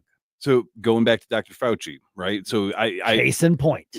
Not a lot of people that still support him have actually listened to or read the transcripts of his congressional hearing where he point blank said, well, we knew even before the herd immunity through the vaccine was not going to be a thing. We knew natural immunity was the best thing, but we wanted more people to get the vaccine. So basically they lied about the effectiveness. They lied about how it worked. They manipulated things so that, they were hiding how many comorbidities the people that were passing away were having. Now that all of that's come out, people still hold on to, well, Dr. Fauci's a real doctor. He knows more than you, but he lied. So he can know all he knows, but that doesn't mean he was honest about it. Yeah. And so that's what the lightning rod is. And that's what we're about to see is a very dishonest debate, because that side, the left side, needs to be honest, acknowledge that this isn't about the vaccines. This is about the freedom to choose what to put inside your body and not put inside your body. Those of us on this side, on the right, we also need to acknowledge that when you favor individual freedom over so-called public health, some people are going to make a bad decision, and it absolutely could mean that more people get sick. I would even go out on a limb to say, no, it's possible actually more people, could end up getting sick. You could also see a resurgence of people going, what? You're not requiring other people to do this. I'm going to go make sure my kid is vaccinated. And that's your right and your choice. And again, that's a very important thing is that, it's not to also say nobody at all should ever be vaccinated. That's not what they're saying. In a perfect world, if all vaccines worked as well as a polio vaccine did, then only the people that are unvaccinated would be at risk, right? So therefore, if you decide that that's the best choice for you, then you should have nothing to worry about. It doesn't matter if I'm vaccinated and you're not, or vice versa, because I know I'm protected. Now, in the case of there are 4 African countries that to this day there are more cases of polio derived from the actual vaccine because the virus that they are using, viruses mutate. It's not a one and done every single time, right? But they're catching that from the actual faulty vaccines that they're administering than they are from the actual wild virus itself. And so if you're not going to have that level of, we can guarantee that there are always going to be some adverse effects in some individual. That's just the way the human body is. But when it's something directly because of what you are administering, if you can't guarantee that to me, that's not going to happen to me, then why would I not do more research into what my alternatives are? Yeah, I'm old enough to remember when I was a kid, some of my parents' or grandparents' friends were polio survivors. There was a handful that I met over the course of my life, and some of them had a really big, limp, some kind of deformity. So polio was nasty, man. And your generation, you probably have never in person run across somebody who had been through that. Well, so I'm born in 95. So until 2022, it says point blank, there have been 0 cases of polio for 30 years. So that means it was gone before I was even on this planet. There's no, I would not imagine I would have ever encountered a polio person in the United States. Yeah, I did though. Cause that's, but I've seen pictures and it's horrible. Oh yeah. Righty Right has a really good point here. Plumbing did more to stop the spread of diseases than any vaccine. I mean, honestly, sanitation did. Now, I'm not arguing against any particular vaccine, but I'm a big freedom guy. And so there are those who argue, let's talk about the argument. Oh, the freedom to make other people sick. Well, first of all, if you're out in public, you risk viruses and getting sick. I mean, we just about a year ago, we had a horrible flu epidemic that went through. And I survived. You were the only one that I think made it through at the station. All of us were down with that really bad case of the flu. That's just part of life. You cannot legislate yourself into complete safety on anything. Why don't we just ban the viruses and bacteria from making us sick? I mean, problem solved, right? Yeah. Now, real quick on that point too, because Coyote makes a good point about when we start seeing some of these viruses and illnesses that we didn't really see. I mean, because again, with COVID, for example, that originated from outside the United States. So our quality and standard of sanity and health is pretty darn good globally. But when you start having we live in a global economy, basically. Yeah. So unless we are going to also say we're going to mandate vaccines, but also we're going to cut every person out there from other countries where they might have a different strain of this from coming to the United States, then there's really not a guarantee that it's going to actually matter at the end. I've actually got no problem whatsoever, because when you're looking to immigrate into the U.S., that you have to take a health screening. Yeah. I got no issue with that, because you're asking for something that you don't have a right to do, that you're asking for permission to do. And so I got no issue with that at all, but that's just not the approach that our government, especially the previous administration, took. They were basically like, just let the unwashed tens of millions in. Yeah, it's kind of interesting how on the graph, the areas that are trying to be sanctuary cities and that are allowing the most amount of unvetted illegals to keep staying there are also the ones where they're testing the sewage water and they're finding, wow, look at all these diseases that we thought we had under control. That's right. But the areas like, I don't know, our area where we're at right now, where there's relatively not that much lower. Yeah. Funny how that works. Here's the reality is that sickness happens when people are around. Yes. And the question then, and this is the question that Florida is forcing everybody else to have, is who's responsible for your health? Is it government or is it you?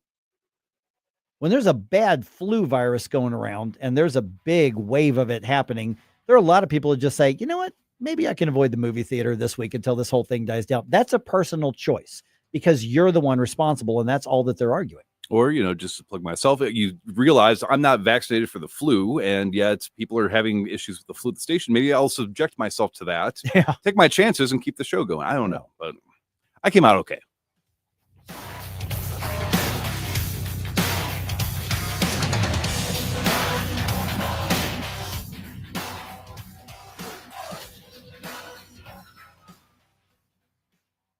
All right, when it comes to beautifying your home or maybe just making those structural changes, you want to work with people who know what the heck they're talking about. And I am referring to my friends at Limay Concrete Block Company. Mike Ferguson here for Limay.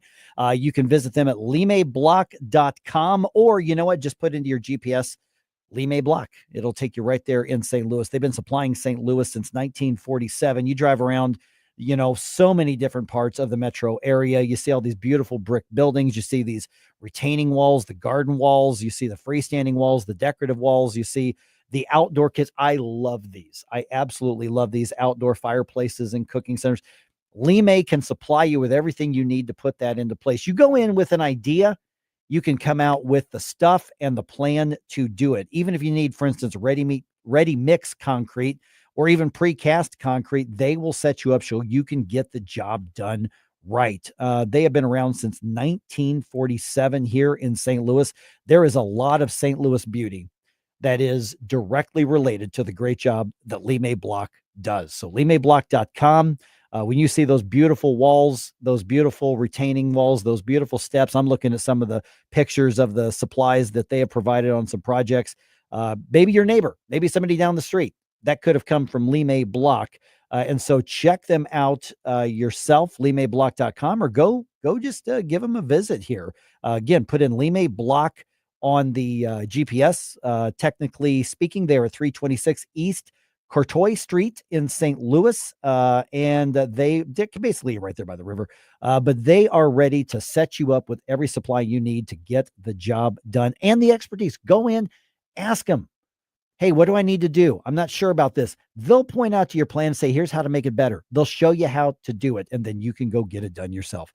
limayblock.com. It is worth the look. I'm going to put that website up on the Rumble chat box right now so you can see some of the beautiful work that they have been involved with. But go visit them yourself. You're making your home improvement plans outdoor style.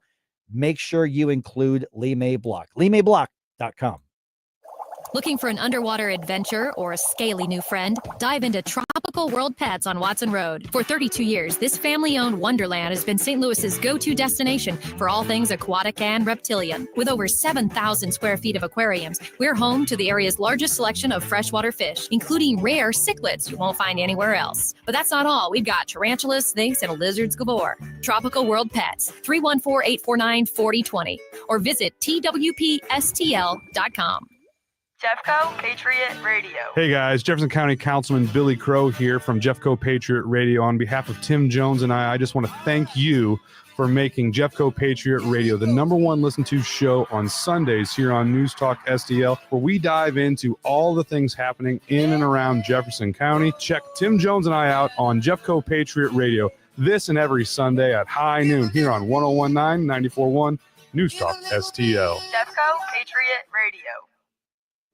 Hey, News Talk STL listeners. This is Levi, CEO of Reach Reproductive Health. There was a huge gap left when the biggest pregnancy center in St. Louis had to close their doors right after Amendment 3. But by God's grace and power, Reach has been able to step into that space. We have acquired Thrive centers and are continuing operations in greater St. Louis. I have a request for you. Would you pray and consider getting to know Reach more? We are here to see babies saved and families transformed by the power of Christ. Get to know us on our Reach community website, outreachforlife.org. That's outreachforlife.org.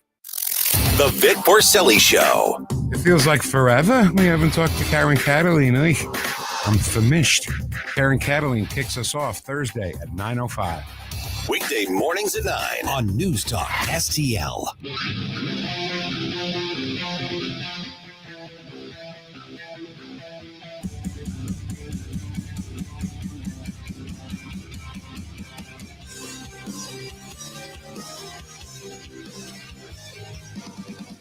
Hi, it's Randy Tobler here.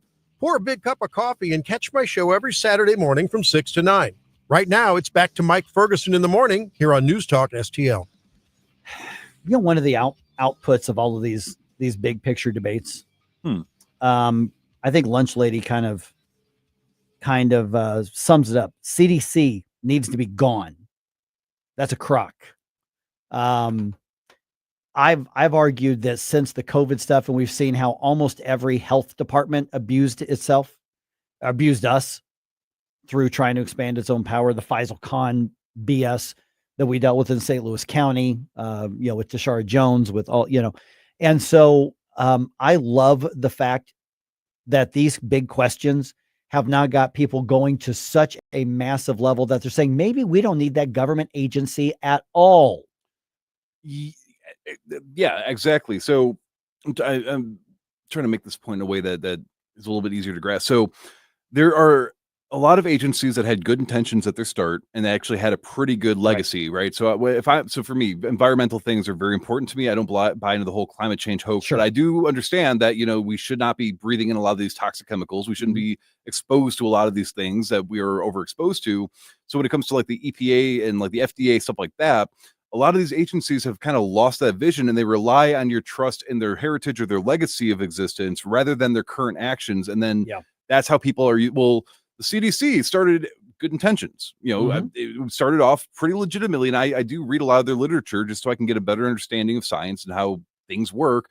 But if you look at their most recent actions and what they endorse and what they don't endorse and stuff like that, I think it becomes pretty clear that sometimes we are over-reliant on somebody's pre-existing reputation, and that blinds us to maybe our issues in Missouri, in the St. Louis area, in Missouri in general, might be a little bit different than the issues faced in Nevada or California or these other states. Maybe it should be more localized to figure out what we actually need to do to benefit our own people and our health and not make it this blanket, federal, international, whatever kind of grouping in charge of all of that decision. One of the basic elements of human nature when it comes to organizations, whether it is a government, a nonprofit, a charitable group, a business, whatever, is that you seek to preserve and grow the organization. Mm-hmm. If you set up a charity to help care for the less fortunate through whatever means, first and foremost, you got to make sure that that organization survives. Yes. But human nature says, well, we got to grow and expand. But the goal should be, let's put ourselves out of business because we took care of people and they're all self-sufficient now.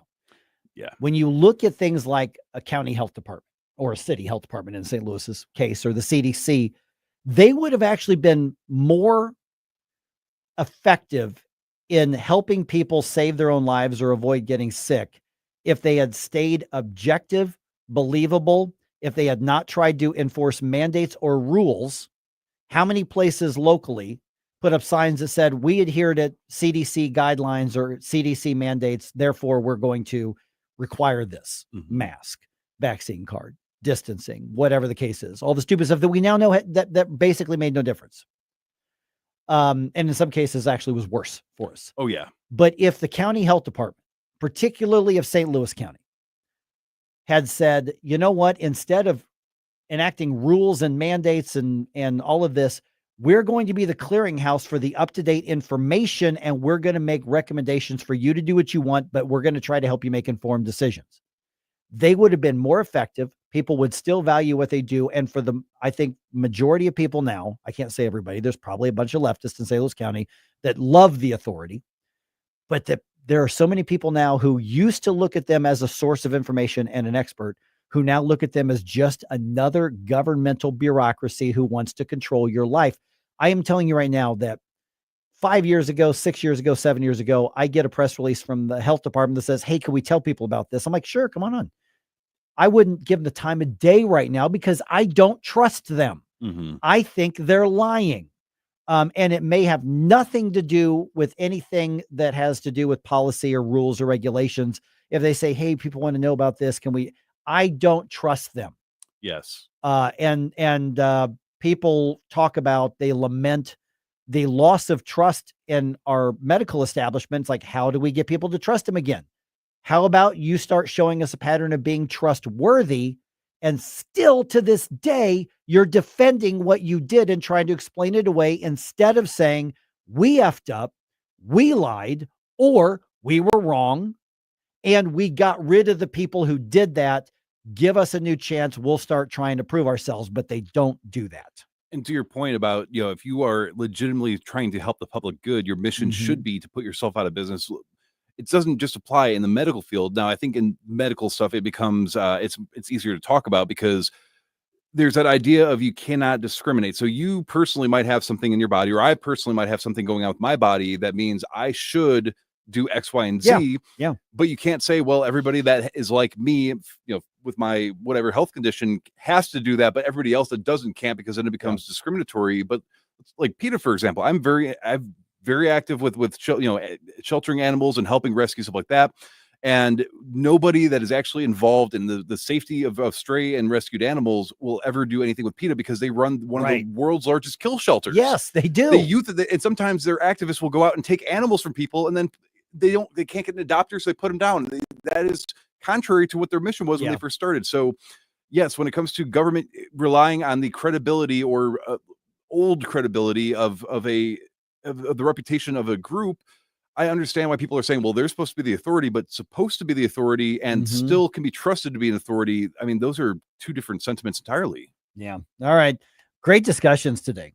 And it's going like gangbusters still on Rumble in particular. So, man, but I have to end the Rumble stream. I'm sorry. I know. So you get your last comments in here. Also tomorrow, State Representative Jim Murphy going to give us kind of that update on where we are with that special session and what's happening. Because basically this week is being used to set stuff up for the next week or 2, 3, 4. I don't know what it's going to be. So he'll give us a more objective look of what's actually happening in the state legislature.